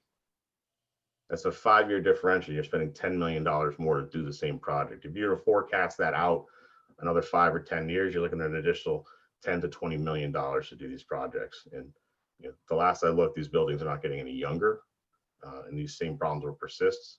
And as you looked at the costs of maintaining these buildings, they're fairly commensurate with the cost of renovating or replacing them. Thank you, Brian. Amy, would you like to walk us through, or I'm sorry, this is Lance. Can you walk us through what the timeline would look like if we took this to bond? What would the post-bond timeline look like? Sure. So assuming if voters voted in March that they really want to move forward with everything here, we'd be ready to in April. You could easily put together a committee that this coming summer. You could put that committee could be starting to dig into the design work and really work with the architects to say, let's refine this and refine this. Now, these are conceptual plans. They are getting us the dollar figure and the size of the buildings, but there's a lot of decisions still to be made and final finishes and things like that. Potentially next winter, we could have an early bid package out there for select trades. The construction market for the first time in a very, very long time is predicted to have a dip this year. In labor costs, not necessarily materials, but in labor costs, we want to take advantage of that. So the following spring, we could break ground. So really in about a year from when you vote, you'd be ready to break ground on some parts of your project, primarily the site. From there, finish the engineering and design and get ready for the following summer to release all trades and do all construction in all areas. From there, overall, we're looking at about 2 years to complete the new building. And we're looking at nearly, another 6 months beyond that for the middle school project to be phased in. Thank you, Lance. All right, Amy, I think you can round us out. All right, thank you, everybody. So this is the extended timeline that Shannon showed earlier. And you can see tonight where we have presented JFAC's recommendation. And as stated earlier, we will be presenting to the individual boards as well. At this point, though, we are turning the decision responsibility over to the boards. Should the boards agree to move forward with these projects, the JFAC PR subcommittee is poised to mobilize and engage the community, providing all of the relevant data and material that we have available. Please also note that these projects will be put out for proposals, meaning that the architect, construction manager, and other prime contracts will be settled by an RFP or RFQ process, and bids will be put out for specific trades. So also just to remind everyone, this presentation, as well as the larger packet with all of the backup was put on Trello. So that's there for your information to take a look through and develop questions for the individual board meetings. So at this point, I think I'm going to toss it back to the chair of the SAU, Stephen, to move us forward with any potential questions for this evening.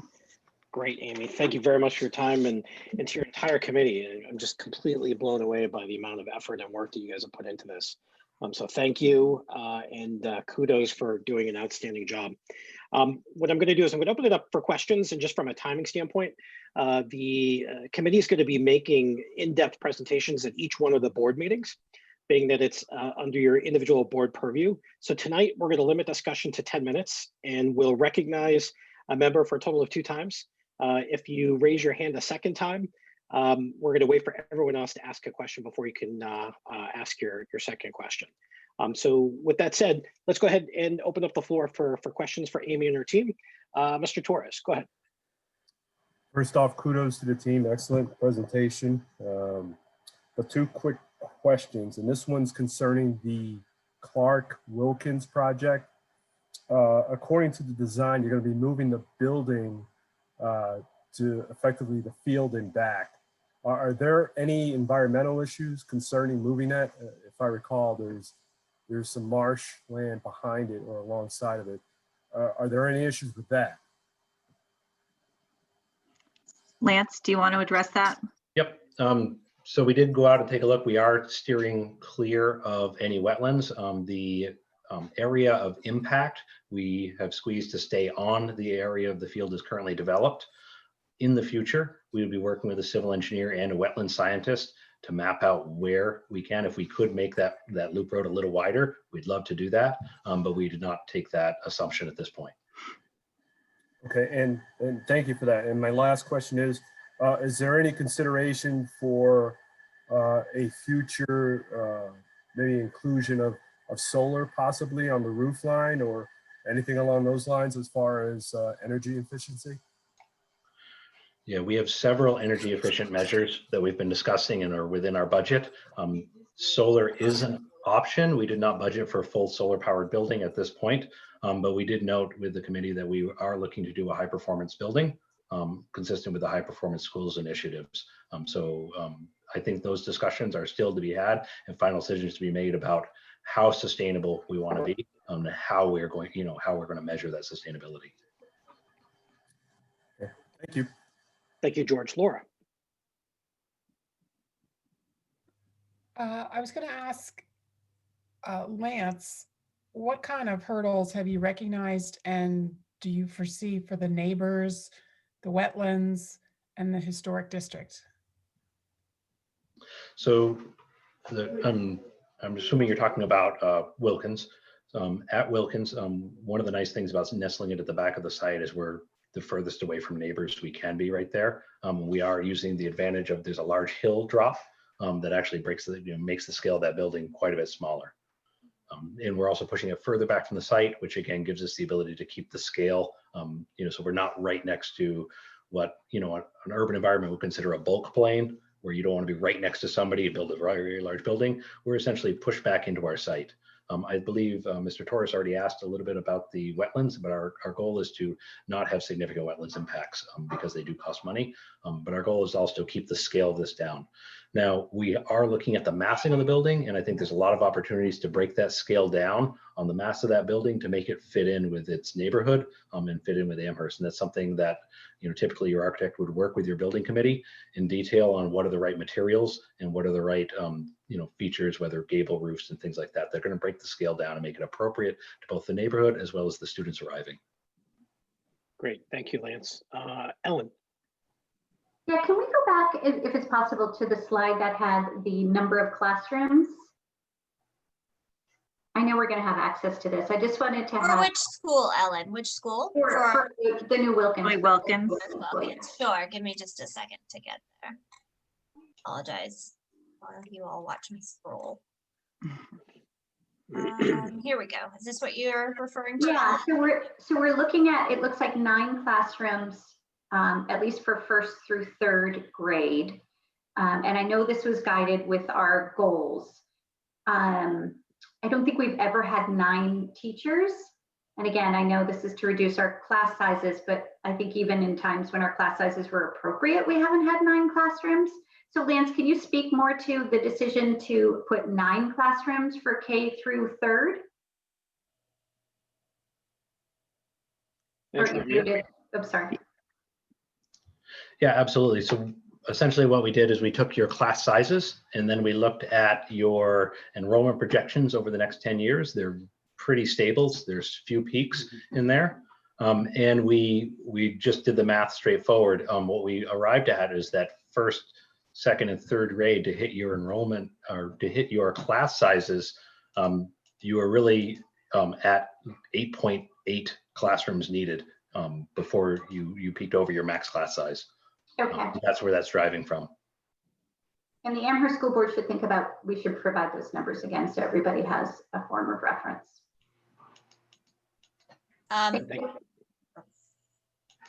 Thank you, Ellen. We are approaching the 5-minute mark. Any more questions?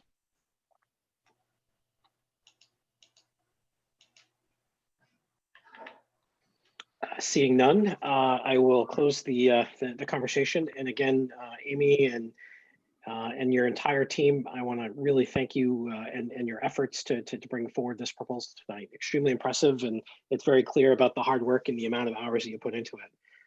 I wish you, as a Mount Vernon citizen who's going to have no say over your elementary school, I wish you the best of luck, and hopefully things work out. Thank you. Yeah, it was certainly a team effort. So thanks to everyone on the committee and everyone involved. Hugely appreciated. You're not off the hook yet, though. Thanks, Amy. Let's move on to the next item in our agenda, and that comes down to the first reading of policy DID. Mr. Coughlin, would you like to address that? I know you're representative of the policy committee, you or Beth? I know everyone had to read it. I will. Sure.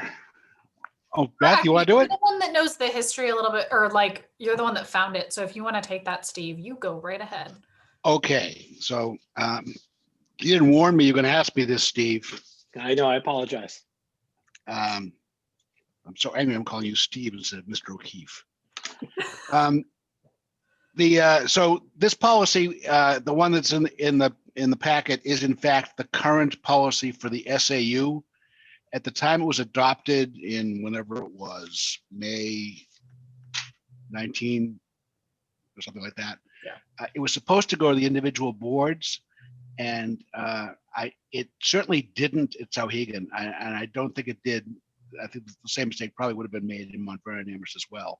So we have the old DID still at the individual boards, and the new improved wonderful one at the SAU. So we just want to get the new improved wonderful one out into the individual districts as well.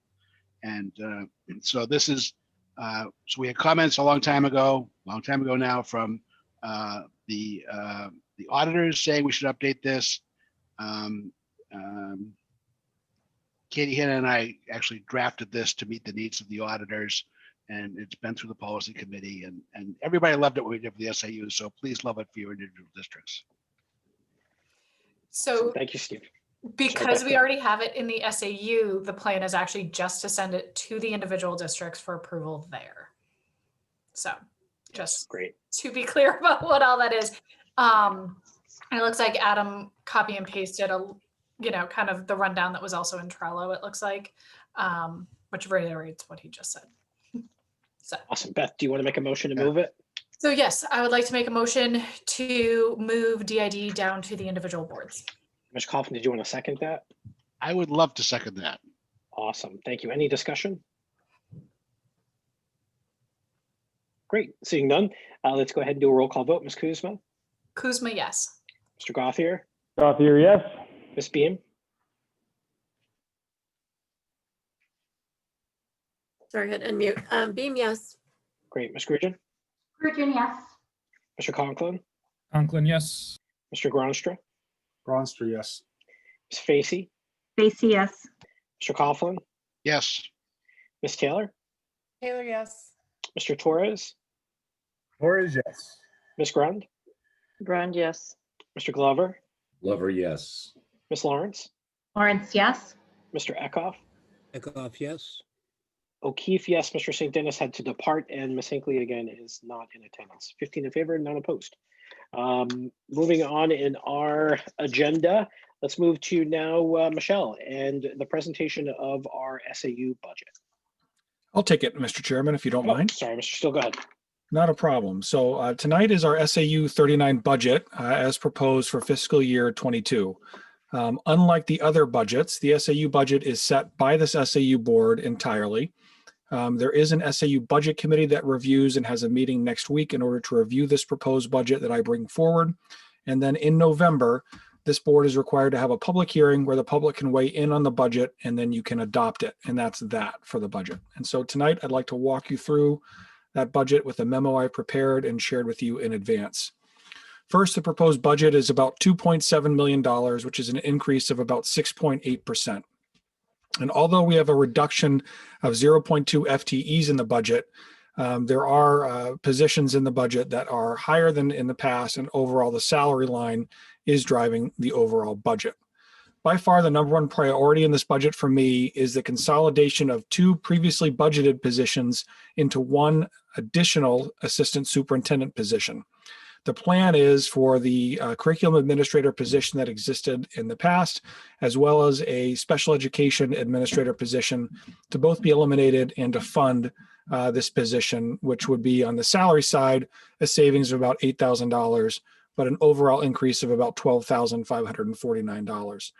The SAU board might remember that this past winter we had a discussion about this position, and I let folks know that I'd be bringing this forward as part of this budget. If approved, because both of the current positions that exist are not filled, I would attempt to post this position and attempt to hire someone mid-year if possible. It's not guaranteed we'll find anybody worthy of that position, but in the event that we do, we could certainly use the help sooner than later. And I think that our SAU team would validate that assertion on my part.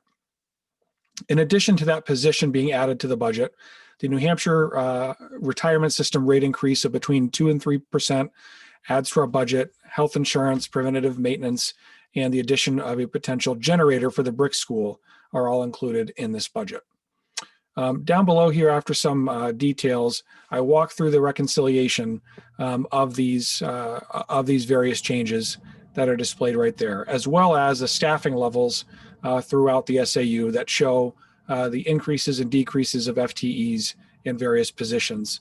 That, as I mentioned before, results in a decrease, a slight decrease in the total number of FTEs in the SAU. Finally, the apportionment formula that's estimated right here, which shows which part each school district has to pay as a portion of this SAU budget, is included, as well as what that changes year over year. You might recall from the statute that the RSA says the apportionment is split 50-50 between valuation in town, which means the ratio of all the property value in each town, and the ratio of total students that are enrolled from each town. And so based on those 2 ratios, each weighted at 50%, you can see that in this particular budget, Amherst has picked up 3.5 percentage points of the apportionment, Mount Vernon 0.8%, and Sauhegan has lost 4.3%. And typically, and that's because of enrollment shifts.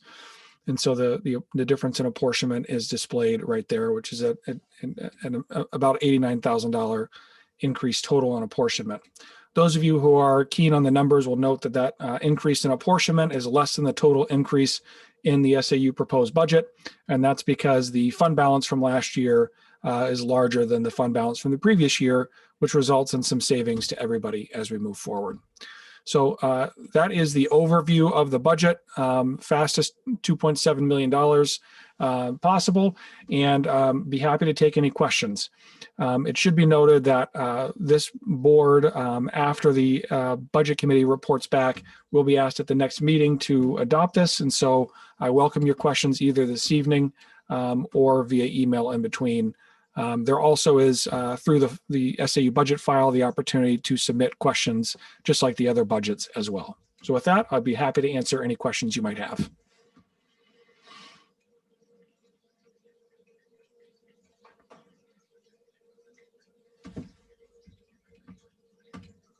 Mr. Coughlin. So is there an online sheet as there is for the individual districts? There is. Every piece of detail is included like usual, and Michelle is going to send that out tonight to everybody as well as the link to submit questions to get into the details. Okay, thank you. Stephanie. Yeah, can you remind me, how was the data coordinator role?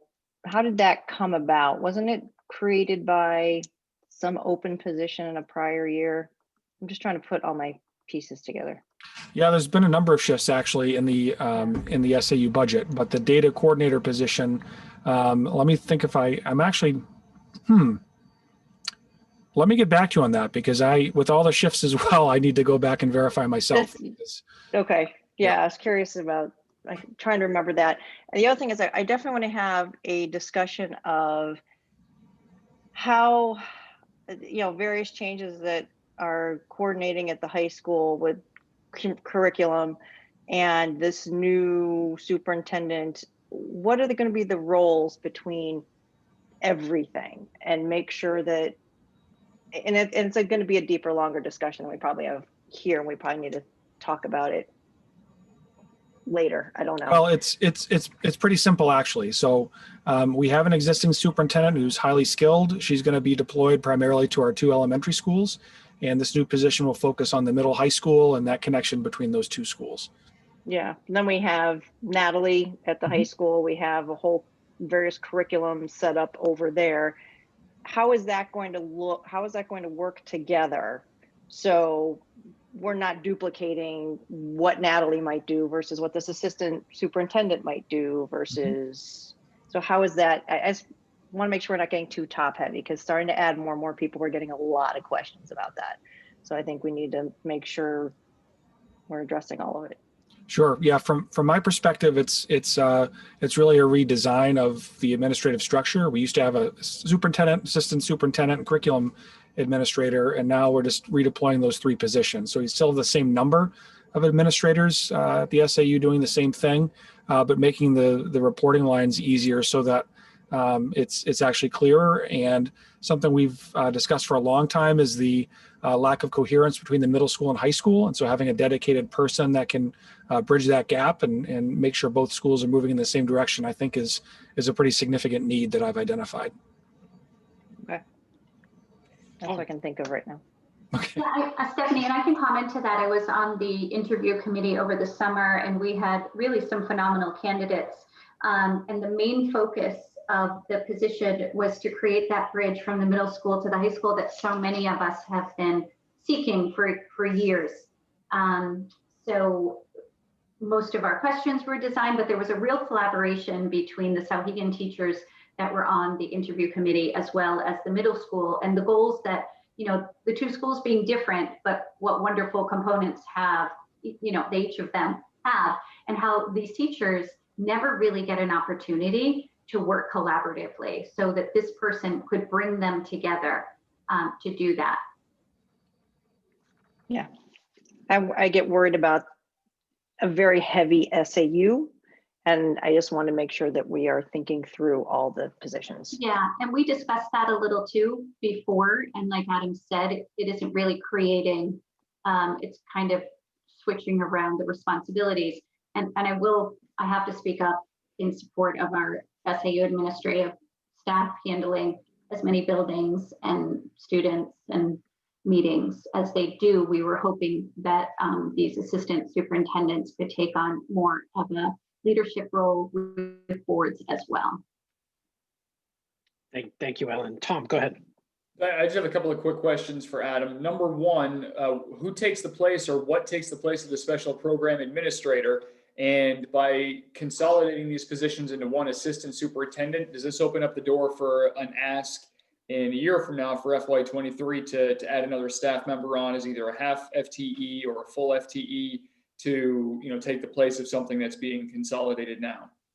No, I have no plans long term. We've looked at our staffing long term, and I have no plans to backfill this later. So I would consider that kind of a bait and switch, and that's not how I would go forward. Okay, and then so who takes the place of the special program admin?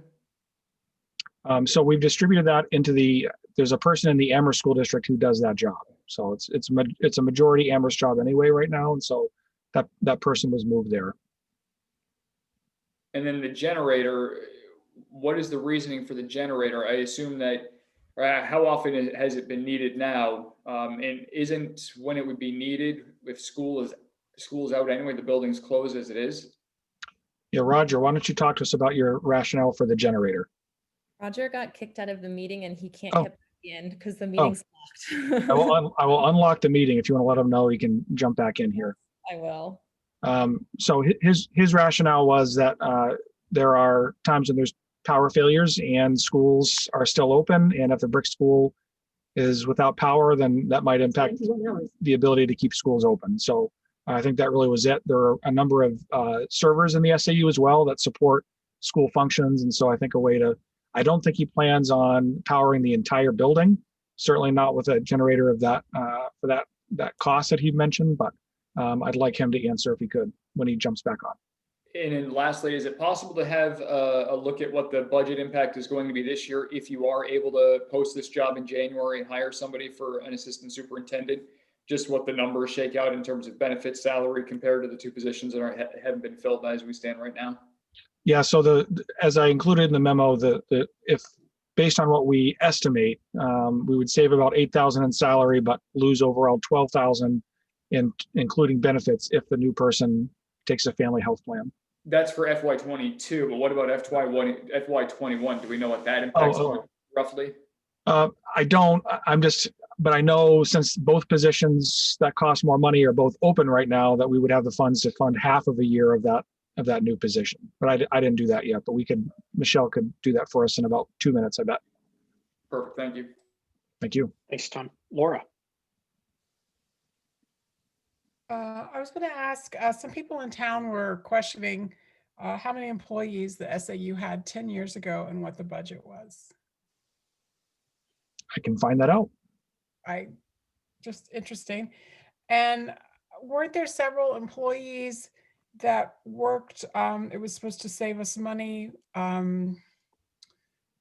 tradesmen, electricians, professionals that they were working out of Amherst School District. I think all the districts pay Amherst school districts for their services. So there are 3 of those people. They are employed officially by the Amherst School District.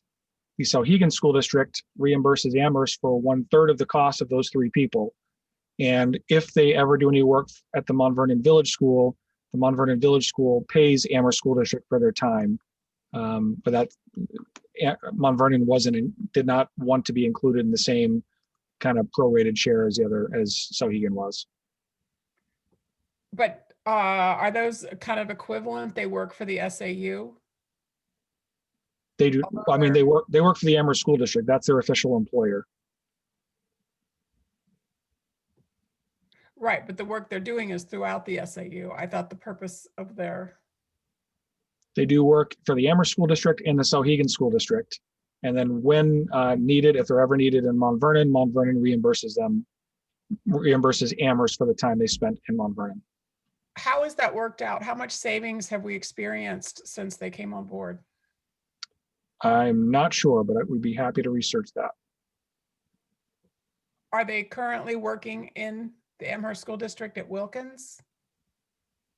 Yes, they work throughout Amherst and Sauhegan.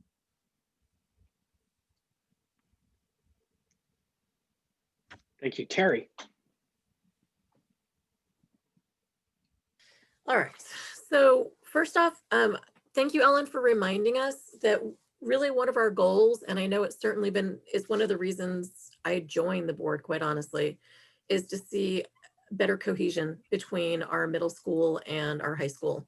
I think that we have a lot of missed opportunities, and while some things we do great, there are many things we could do better. And I think that I'd like to remind everyone that we have talked about and we have committed to acting as one district, even though we officially and legally are separate. And I think that where it makes sense, moving things to the SAU level and something like this would make sense. And it would allow one person to be able to go between the districts without having some of the red tape that's involved with being separate. And so while I don't want us to be top heavy and I'm sensitive to that, I do think that this speaks to one of the goals that we have all said that we have and that we've all committed to. And so I do think that there's, I'm glad to see us moving forward with some of these things. And I do think that not only have we saved some money by not having to contract out with those 3 positions, Laura, but we also have just more projects that have gotten done at a higher quality. And so I think that we've really gotten our money's worth in a lot of ways. And I'm so grateful that we have those employees on board, because we really have had a lot to do and a lot of things that were neglected for a long time. So they have helped take that list, like that honey-do list that everybody has at home. We've had one for the schools, and they've just been clicking through it at a phenomenal rate and trying to catch up. So we really have seen a lot of value from that. Awesome. Thank you, Terry. Any other comments before we move on? I want to remind all board members that the SAU Budget Committee will be meeting with Michelle over the coming days to dive deeper into the budget and the actual line items. And I encourage you to reach out to any of us with questions, comments, concerns, so that we can get those vetted at the committee level, so we can bring back our best recommendation to the full board at our next full SAU meeting. So thank you very much, Adam, for that presentation. Let's move on, seeing no additional questions, to Christine and the presentation of the 5-year curriculum. Thank you. And I'm not sure if I can screen share or not. Adam, are you able to bring up the presentation or give me? You should be able to share your screen. Yep. Perfect. Thank you. Got it. Okay, let me just move this. Sorry, scrolling back, I was at the bottom. So this is an overview of our 5-year curriculum plan. We wanted to make sure that we developed a coherent plan that allowed us to make sure that we were evaluating our core areas and making sure there was a clear communication to the board and to the community as well as to what that process looked like. And you got kind of a brief overview a little earlier this evening when Adam shared our math work. That's pretty similar work to what we've done in previous years with that program review process, is what it's been called. So it really starts with a deep study, research and review, then developing what that program improvement is going to look like. So what will a math program or a social studies program look like in our SAU? Implementation, and then review and evaluation. So really in looking at each step of that process, the importance of really evaluating the current program, looking at research, looking at standards, looking at data, then developing an improvement plan. So looking at what our courses what content will be in our courses, what that sequence looks like, any curriculum changes, really looking at materials, resources, teacher professional development, all of those pieces. Then looking at implementation, looking at implementing those new materials, that ongoing teacher professional development, the importance of creating assessment maps and pacing guides to support teachers through implementation. And then at the end, collecting data and continuing to evaluate the effectiveness of the program and come back and make adjustments as needed. So in looking at that, it's deep work for each of our content areas. So we want to make sure that we're not taking on too many content areas at once. And the other thing is we want to make sure we're looking at our purchases and spreading them out so that we don't have big peaks and valleys with our budget. So in looking, as Adam had shared, we're planning on a purchase in the 2022-2023 school year here for math. So we're really looking at beginning that program review and that study this year, look at developing that implementation plan, piloting materials the following school year, then looking at that purchase and then adjusting pacing, evaluating, and that evaluation continues as well. So we wanted to make sure we were looking at, for each one of our content areas, looking deeply at where we've been, what work we've already done, and how each of those content areas fit in. The next content area is social studies. So they're not in the order in which we would be looking at developing our program review process and undertaking that process. But social studies is really that next area we needed to take a look at. It's something that we haven't reviewed K-12 in a while. We've done piecemeal in some places where we've had some needs to make some adjustments, and we did some deep work with our grading and reporting work, but we want to look cohesively and coherently at social studies. So that would really be the next. We've done deep work in English language arts and made some changes. We have a few little adjustments here and there to make, but that would really be our last one here. And then again, science, just because of where we are in materials and what we've purchased next after our social studies. Here's a more detailed document you're welcome to visit that actually lists each of our grade levels in a little bit more detail for what we've done in the past and how we've come up with this plan. So hopefully this helps to provide a really good overview. I think it's helpful for budgeting to really see what purchases will be coming up, helpful to look at dividing up our work and making sure we're not trying to do too much all at once, and having a coherent plan for our core content areas. So I'm happy to answer any questions, Stephen, if you want to throw it out to the board. Yes, so let's go ahead here and open up the floor to questions. I'm in the process right now of building breakout rooms for our next portion. So yes, if I can have, no, this is great. If I can have the assistance of my vice chair, Mr. Coughlin, just to help navigate the conversation.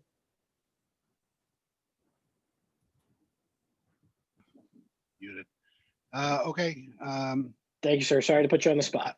Yeah, and somehow I got my screen in a weird state, so I'm trying to see the participants and the faces at the same time, and it's painful.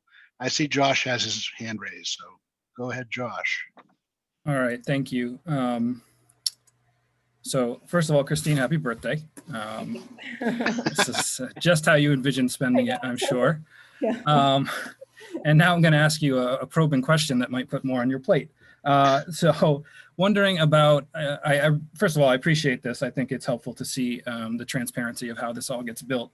I think I asked it in our budget document, but I wanted to ask it here as well about, the fine arts and languages, and if those are on our plate at all for looking at in the coming years and how they might integrate to this process. Yeah, really good question. I'm glad you asked here as well, so I could answer for everyone. I did just the core areas in building this. The arts is something that has been a little bit neglected. We did a deeper review of the arts a few years ago when we had our previous strategic plan, so we did some work then, and then we did some deeper work with our grading and reporting work, but we, again, haven't looked comprehensively. And in looking at where our big needs were, math was really our big need. Social studies hasn't been comprehensively done in probably 10 years or so. So there's a really strong need there. So in looking at where all of our content areas were, we really would be looking kind of a few years down the road to do a comprehensive art review. But it's something I want to make sure we've done some really good work with our grading and reporting work with the arts. And I think we just have to translate that back into some of our curriculum documents more to update them instead of doing a comprehensive review. So it is not up for deep review, but it's certainly something that I want to make sure we focus on to really make sure we're communicating to families and that we have coherence across our schools with the arts. Okay, so apparently I have responsibility but no authority. So Josh, you'll have to take your hand down by yourself. And Stephanie, you're up next. Okay, when I'm done, I'll take my hand down. So two pieces. When there are changes that you're making, Christine, to curriculum, I think it would be helpful to us as a board that I don't need to know the detail of all the changes, but I think I'd like to know the overarching program of what you changed. Like why, did you add something because it was missing? Did you take something out because it's really no longer relevant, it's so outdated? Or I think it would be helpful if we just had like the story of changes when those things happen. That would be great. And also, in addition to foreign and into like arts, but what about foreign languages? Is that something you ever look at? Because I think of the AP tests and things like that at the high school level. Are we making sure that we are getting our kids there and the whole program works together? Yeah. So to answer your first question, when we make any significant curriculum changes, those actually go forward to the school board for approval, since the school board does have oversight over curriculum as well. We've made little adjustments as far as maybe we've changed an assessment, or we've added an additional novel that supports a unit, for example, in English. So those don't go forward to the board, obviously, but when we make comprehensive changes, they do go forward to the school board. So that certainly would be something. And again, the arts and world language, again, that is something we do need to look deeply at. We had looked at it a few years ago with our last strategic plan and looked at world language, and one of the barriers was really funding. So we were looking to really develop a K-12 comprehensive world language program.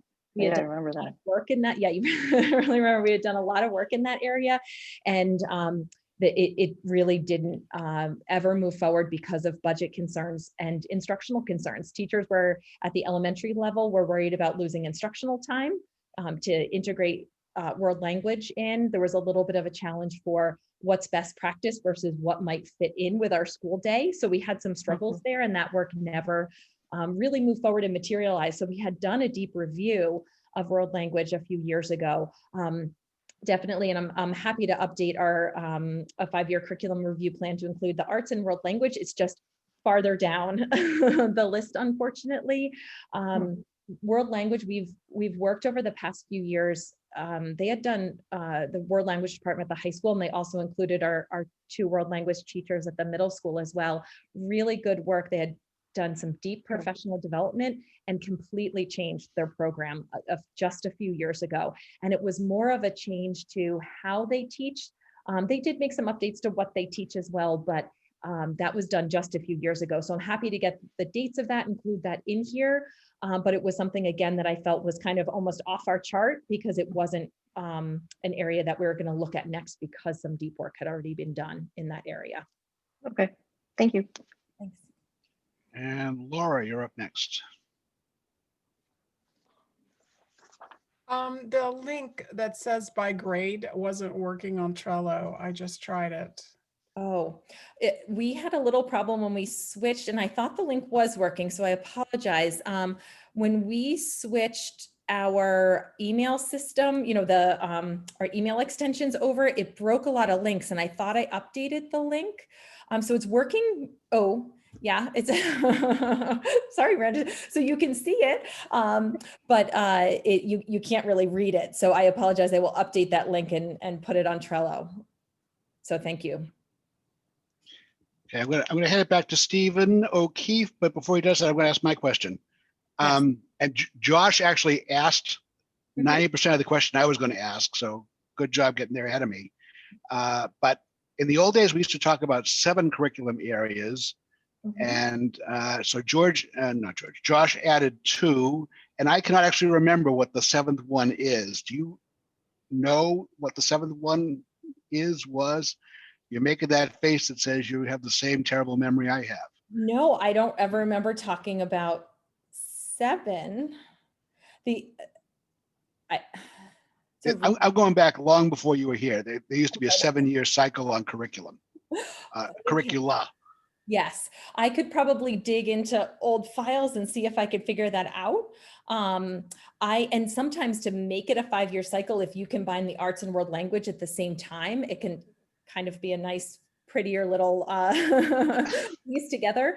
I'm not sure what they separated out. It could have been something with the arts where, you know what it probably was? It was PE that some people combine the art and physical education. In the 7th, it was probably PE. Sounds right. So where is that now? In arts or? I kind of or an orphan. In arts, I mean, it isn't probably an art, it almost falls more into science, and you could put it either place. You could put it certainly in with science because you can look at the wellness and health. But that's a really great question, and I'm happy to look at that more deeply, make some updates, and see what makes the most sense to make this even more detailed. Yeah, I don't want to get to a point where we haven't looked at PE since that's what we think it is in 30 years, and kids are still playing cricket in school because that was the in thing, right? All right, Steve, over to you.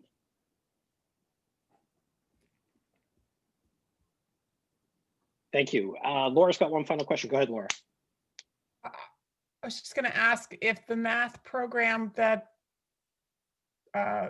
Mr. Steele was implementing, is that part of this math curriculum review or an additional approach? No, it is the same. We had really, as a leadership team, as Adam mentioned, really looked at, what was that next curriculum area that we needed to dive deeply into. And based on all of our test results, it was clear it was math. So I had built that into our 5-year curriculum plan. Originally, we were hopeful without COVID, pre-COVID, that we would have been able to be a year ahead with our math work, but we made that adjustment because of this year and being unable to begin that work and to support that work and pilot in time. So we did make that adjustment because I know a few meetings ago we talked about what math might look like and what some of our needs are. So we made that adjustment to this, and then I built everything else out from that, from where we were looking back at when we had last done a review. And if you look at Adam's presentation and mine here, they're very much in sync. Adam was just going a little bit more deeply into what that exact math plan might look like. Okay, thank you. Great, thanks, Laura, and thanks, Christine, for your efforts tonight. And I apologize for delaying you from last month, but we got to it, so thank you very much. Guys, next is going to be something a little bit different than what we're accustomed to.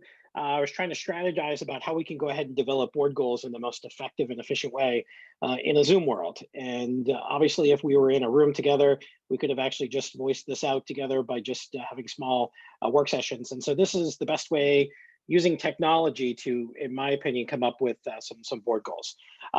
We're going to break out into 5 different rooms. Each member has already been assigned to a room with a group leader. The group leader is going to facilitate a discussion, and that discussion is going to be trying to create one goal that coincides with our superintendent's evaluation. Remember, these are goals that we now, because we're in the month of October, that we want to implement from a measurement standpoint between now and the end of the school year. And so limiting to 5, I think, is very reasonable for our superintendent to accomplish. And it's not setting him up for failure by giving him 20 or 25 different individual goals. This is going to be a tough year. This is a COVID year. Things are not normal. And so I want to make sure that our goals are, number one, what we want to accomplish as board members, what we want the SAU to be working towards from a fundamental standpoint in support of our kids and our community. And number 3, we want to be simplistic and achievable, at the same time, aspirational and inspirational.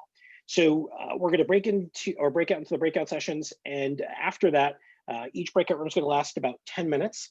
We're going to come back. We're going to have a quick presentation by each one of the subcommittees, by their discussion leads, about what your idea for the goal is. And my hope is that we can have a quick discussion and adopt that as our official board goals for our superintendent. Once that's done, we're then going to transition into a non-public for, I believe, I don't know what the subset is, but we'll have our superintendent discuss that. And then we will adjourn. Any questions about that? Josh, you got your hand raised. Go ahead. Yeah, sorry. I don't know if the public's going to get booted. I know there was at least one person who had a question or a comment, a public comment. So I don't know if we want to do that now and then break out. Yeah, that's actually a great idea. Let's go ahead and actually open it up for public comment. If no board members object, we'll go ahead and we'll move the public comment to right now. We'll open it up. Members of the public, just remember to state your name, your address, what town you're from, and then from there we can entertain your comments for 3 minutes. So Can I go? Victoria Parisi, go ahead. Hi, Victoria Parisi, 3 Church Street in Amherst. I wanted to speak to the later start times. I wanted to let you know that as a parent, I have been to many different school board meetings and panelist meetings to discuss the start times. So I do feel as though there has been adequate amount of time for feedback to be given on this. And I commend our superintendent for telling the boards that now is the time to make their decision. Thank you. Thank you, Victoria. there any other comments from the public? Yeah, there's somebody that's sitting here waving his hand. His name is Seth. Sorry, Seth, go ahead. Thank you for speaking up, Victoria. I'm Seth Smiley, and my wife, Julie Smiley, has been trying to move the start times for the past 3 years. And I will certainly go with what Adam said. The school adjusting to the children as opposed to the children adjusting to the school. It's time. The school system has showed how flexible they could be during this pandemic. Our kids are going to sleep later. They're waking up exhausted. And I implore you to please change the start times for next year for the middle school and high school. Thank you very much. And Seth, just for the record, your address and town of residence. Oh, it's 20 Holly Hill Drive in Amherst. Great, thank you. Thank you. Any other members of the public that would wish to speak? Shannon Gascoigne. Hi, Shannon Gascoigne, 5 Parker Farm Lane, Amherst. Just also here to support Superintendent Steele, and similar to Victoria's comments, we've been having this conversation. My daughter was a first grader. She's now in 6th grade and asks me every year, Mom, is next year the year? Like, what's happening? Is it happening next year? When is it happening? So let's just make a decision. That would be great for students and parents alike. Additionally, I know it was mentioned that the Sauhegan students last year were surveyed. I'm curious if they'll be surveyed every year, if the middle school students who this will also impact will be surveyed. Who's making that decision, because it impacts many students, not just those in Sauhegan. And I would also venture to guess that those students, depending on which year you're surveying and students you're surveying, you may get a different pool of responses. So thank you. Awesome, thank you, Shannon. Any other members of the public?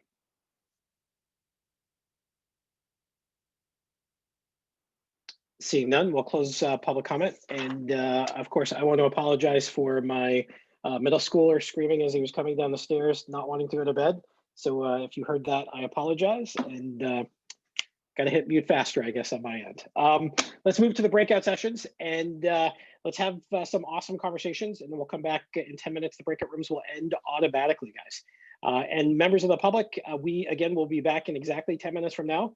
And I believe Adam will probably release his administrator, so they do not need to wait around any longer. I see Ms. Saurfty still hanging out there. So have a great night, guys. Thank you for joining us tonight.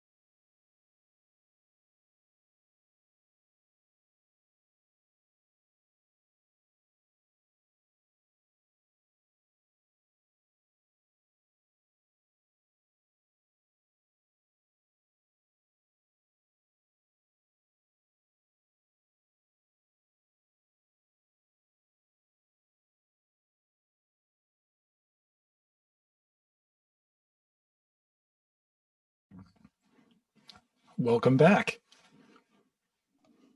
Oh, we were quick. We were efficient. Yes, we were efficient and effective.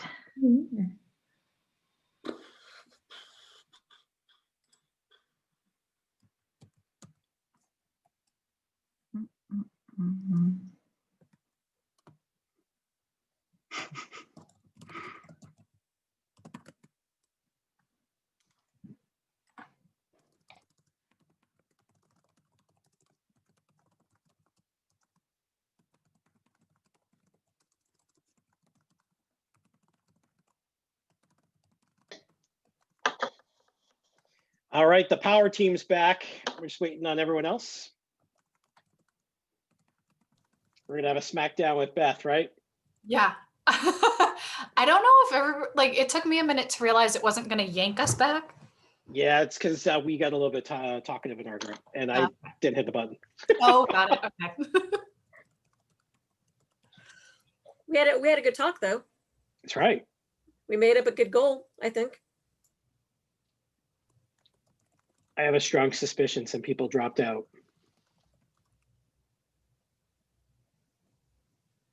Well, we're missing Steve Coughlin's group. Yeah, I think they all hit end meeting. Oh no. Here they go. They're And starting to jump in now. I Here we did go. it, Steve. Here we go. Steve's back.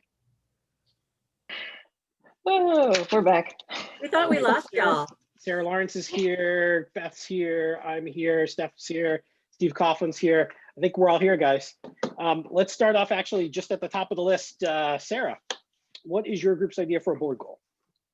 So we felt that communication was the real focus of relationships with the board. So we liked a goal that says to continue with consistent, timely updates and communication in the form of a weekly or bi-weekly board update. We did have sort of a secondary request, which would be a little bit more time with the superintendent's report. So if that could happen like with the agenda packet or 2 days before a meeting, just so the board can have a little bit more time to sit and review that prior to a meeting. I love it. I think it's both accomplishable and a goal that we can easily do. Any other thoughts, folks? Seeing none, great job, guys. Beth. Okay, so we had communication with the public. So ours was maintain the existing level of messaging that you have with the community. You're doing great at it, but we'd like to see you expand your electronic messaging platforms. Right now, you pretty much use Nixle for some things, but basically your main mode is Facebook.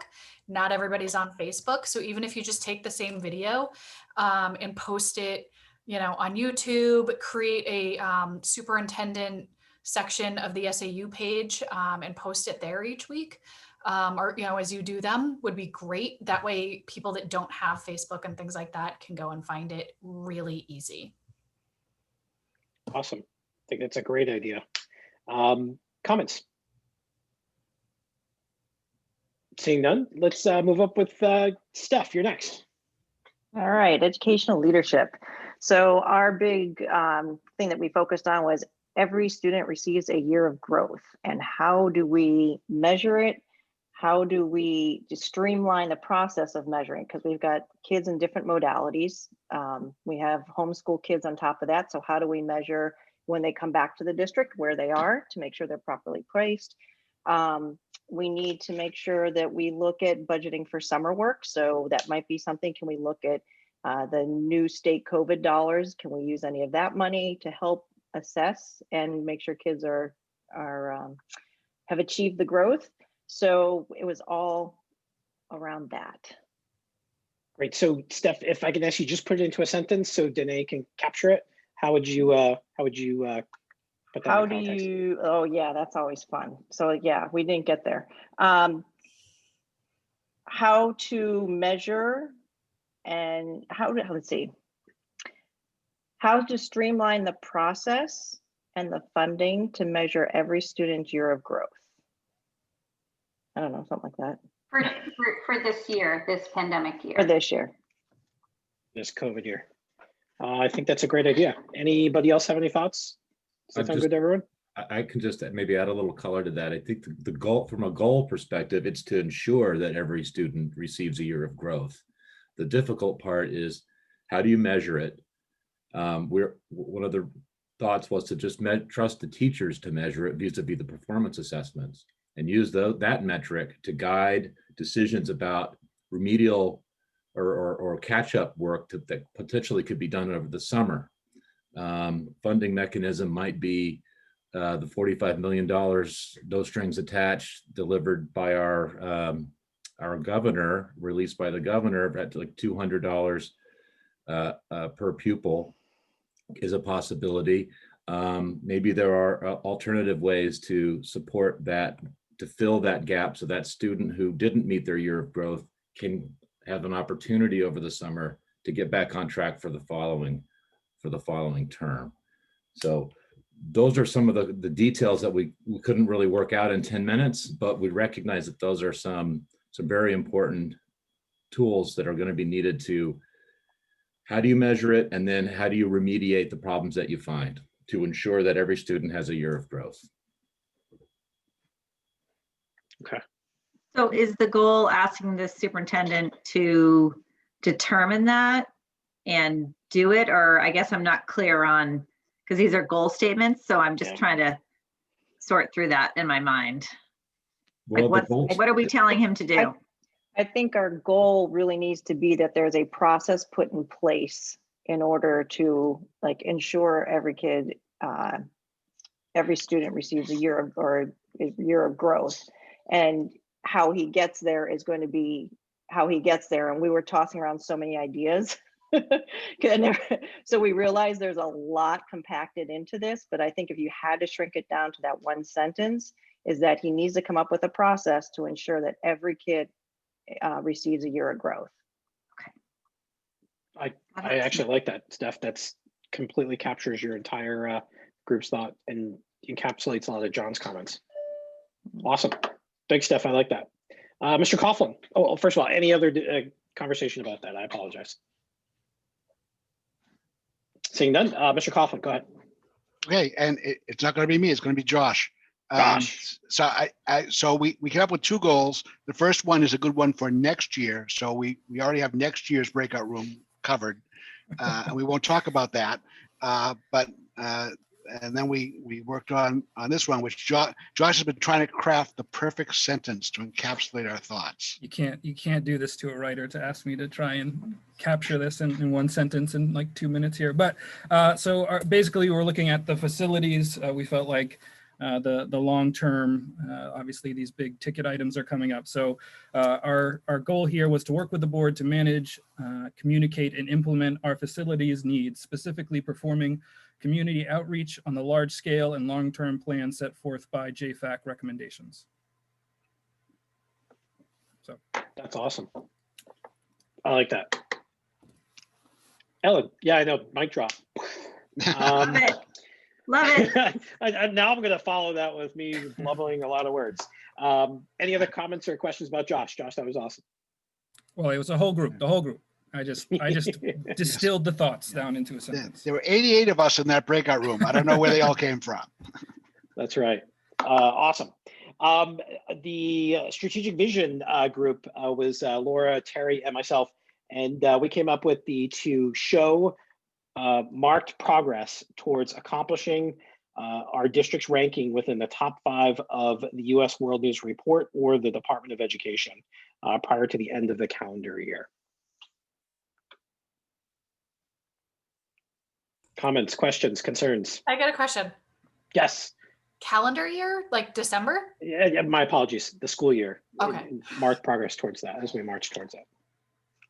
I have a question. So, yeah. I think you've had a heart attack. So everyone else had no questions, and I knew I was going to blubber this, Laura and Terry. I'm sorry. Go ahead, Amy. So why did you choose U.S. News and World Report? Or the Department of Ed. What's that? Or the Department of Education. Or the Department of Ed. Okay. The U.S. World News Report is in our strategic plan. or the strategic vision is to accomplish that. And so what we wanted to see is what progress we're starting to make towards the benchmarks that we had with inside the strategic plan. Okay. You have a thought about switching that up, Amy? I don't know. I think there's lots of ways to measure excellence. So I'm not sure if I feel that that one data point makes sense. So I don't know. I'd want to think about, typically when you measure something, you want to use multiple data points. So I would want to consider that. Well, but which would you suggest though? Because we tried to look at the ones that were already in the strategic vision rather than coming up with a totally separate one. So that's not my favorite guide either, quite honestly. I don't like some of the metrics that they use, but it's certainly one that gets a lot of talk and that homeowners care about. It is. There's, if you've dived into it, there are certainly some flaws in it and some things that are not controllable within our community that are measuring points. So I don't know. I would probably, I'm just throwing out there, maybe making it more vague in terms of excellence, and maybe there's a, I hate to say it, but a rubric that could be developed to measure where we want to be, rather than just hitting a specific criteria in target. the magazine. Yeah, it's just a thought. Can I chime in a little there, Steve? Is that okay? Sure. Steph had her hand up, and then you, Oh, Ellen, sorry. if that's all right. Yeah, Steph, go ahead.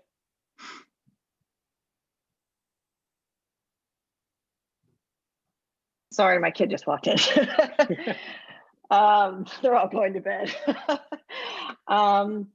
So I know where you're coming from, and I know Adam had made it part of the strategic vision conversation from a year or so ago about, being the top 5 school.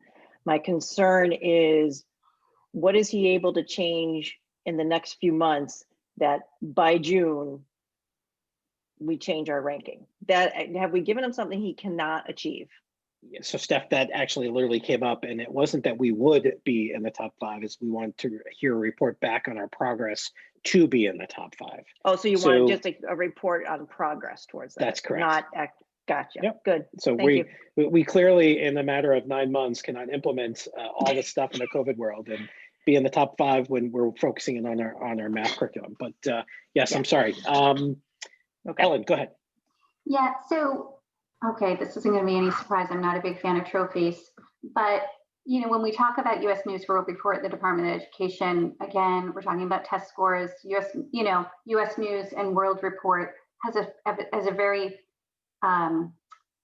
restricted criteria for achieving their measurements, and often school districts can't even be part of it because they don't have enough, situations, whether it's adverse diversity or what. So I would love to see a rubric that goes out to our community, that goes out to parents, that goes out to teachers, and that our district is measured internally, because the other stuff is all about real estate. The motivation that our houses are going to be more expensive because we have this flashy school district on paper. But as you know, numbers don't really mean anything if there's not substance behind it. And who could really talk to the substance but our teachers, our students, and our community members? So I think that has to be an important part of that goal.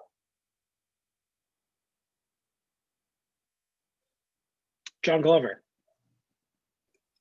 Okay, thanks. I see it in 2 different ways. I see it as too broad. It's basically saying, Adam, you pick from all of the pieces of the strategic vision which one you want to focus on, because any market progress on any one of them will help this goal. So if that's the goal, then Adam, I think, is incumbent upon him to tell us which piece is he going to chew on to make the market progress in this short period of time. So in that way, I support the goal so long as there's something we can measure that we know Adam's going to be working on. On the other hand, if I had to pick a piece out of the strategic vision to work on right now, it would be individualized learning plans for every student, because that's what we're doing right now with COVID. Essentially, the pieces and the elements are right there. And it's going to take more than one element in our strategic vision, but once those start to click, then our rankings will rise. It isn't going to be one thing that can be done in a period of time. It's going to be the whole nut of it. The operationalized will yield the result that is the outcome you seek in your goal. So if I can throw this out there and hopefully address a lot of the concerns, maybe the goal could be is to show our progress to becoming a top ranked school in New Hampshire and be a little bit more generic versus throwing in a particular magazine that no one buys anymore as benchmark, or something along those lines. So to have our superintendent report back to us by the end of the year on his progress on how we're moving towards becoming one of the top ranks public school systems in the state of New Hampshire. Is that agreeable to everyone? Much better. Okay. Steve? Laura, I know you got your hand raised. Laura, go ahead. Well, even the U.S. News and World Report and the New Hampshire Department of Education, they're based on how prepared are your students that graduate for college.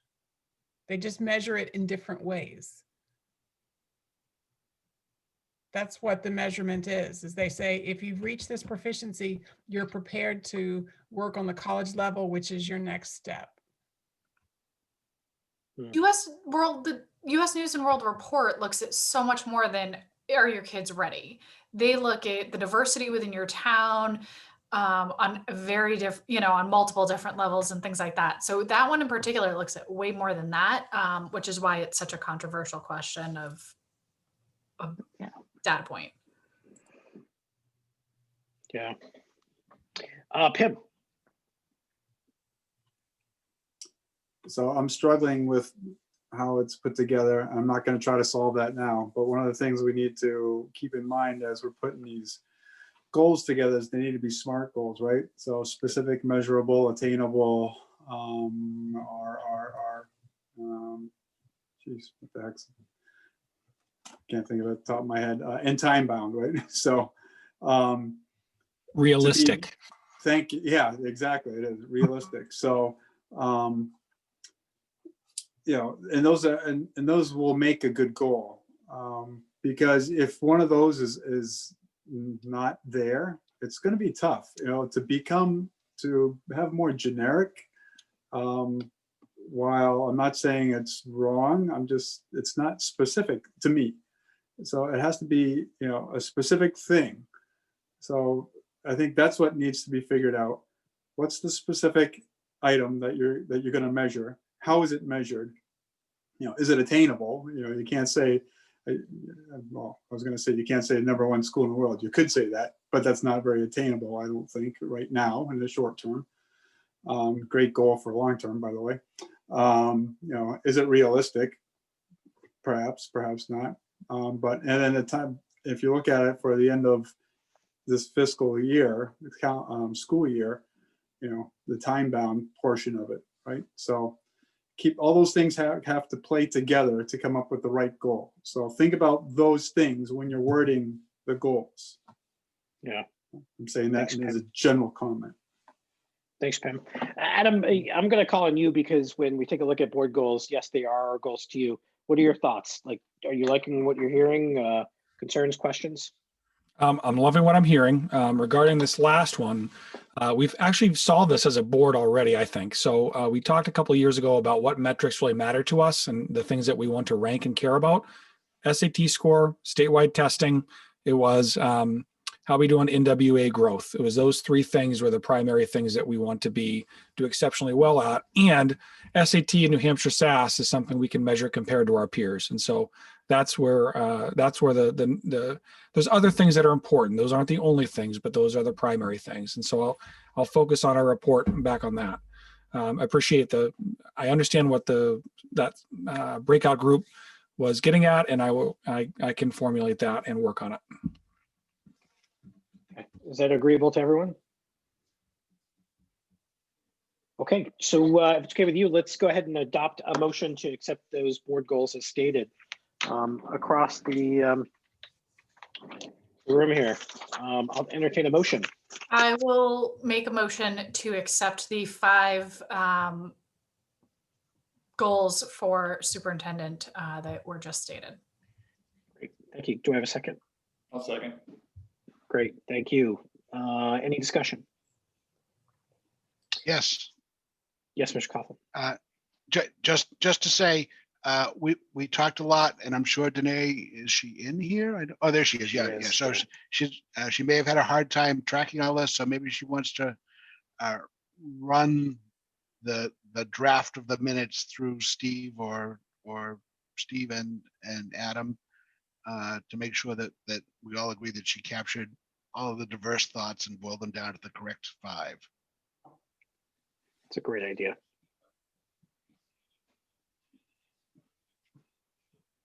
Any other discussion? All right, let's go ahead and do a roll call vote. Ms. Kuzma. Kuzma, yes. Mr. Gauthier. Gauthier, yes. Ms. Beam. Beam, yes. Ms. Grugin. Grugin, yes. Mr. Coughlin. Conklin, yes. Conklin, I apologize, Mr. Sorry, Conklin. there's a lot of Then C names. I'll get to Mr. Coughlin in just a moment, but Mr. Gronstra. Gronstra, yes. Ms. Facey. Facey, yes. Mr. Coughlin. Yes, I have the order now in muscle memory, so I knew not to answer before. Yes. Ms. Taylor. Taylor, yes. Mr. Torres. Torres, yes. Ms. Grund. Grund, yes. Mr. Glover. Glover, yes. Ms. Lawrence. Lawrence, yes. Mr. Eckhoff. Did we lose Pete? No, we just couldn't hear him. Oh, Yes. Pete, yes. Perfect. Thank you, Pete. O'Keefe, yes. Hinckley and St. Dennis are absent. So we've got 15 yes, 2 not present. Awesome. That was a really good exercise, guys. It took a lot quicker than us batting around 5 as a collective group. So thank you very much for entertaining us in that exercise. Mr. Steele, we have a non-public that you want to go into to address under what RSA? 91 A:3 2C. Awesome. Before I entertain a motion to go into non-public, I do not have host capabilities, so Yep, you're gonna have to go ahead and I set lock up the that breakout. down. I set up the breakout room for you. Yep, all set. Perfect, thank you. So can I have a motion to go into non-public? I'll make the motion to go into public. Thank you, Beth. Second? Second. Great, thank you, Ms. Facey. Ms. Kuzma, Kuzma, yes. Mr. Gauthier, Gauthier, yes. Ms. Beam, Beam, yes. Ms. Grugin, Grugin, yes. Mr. Conklin, Conklin, yes. Mr. Gronstra, Gronstra, yes. Ms. Facey, Facey, yes. Mr. Coughlin, Yes. Ms. Taylor, Taylor, yes. Mr. Torres, Torres, yes. Ms. Grund, Grund, yes. Mr. Glover, Glover, yes. Ms. Lawrence, Lawrence, yes. Mr. Eckhoff, Eckhoff, yes. Great. O'Keefe, yes. So 15 in favor, yes. And thank you very much to those who stuck around. It's a late night, it's 10:01, and thank you to Danae.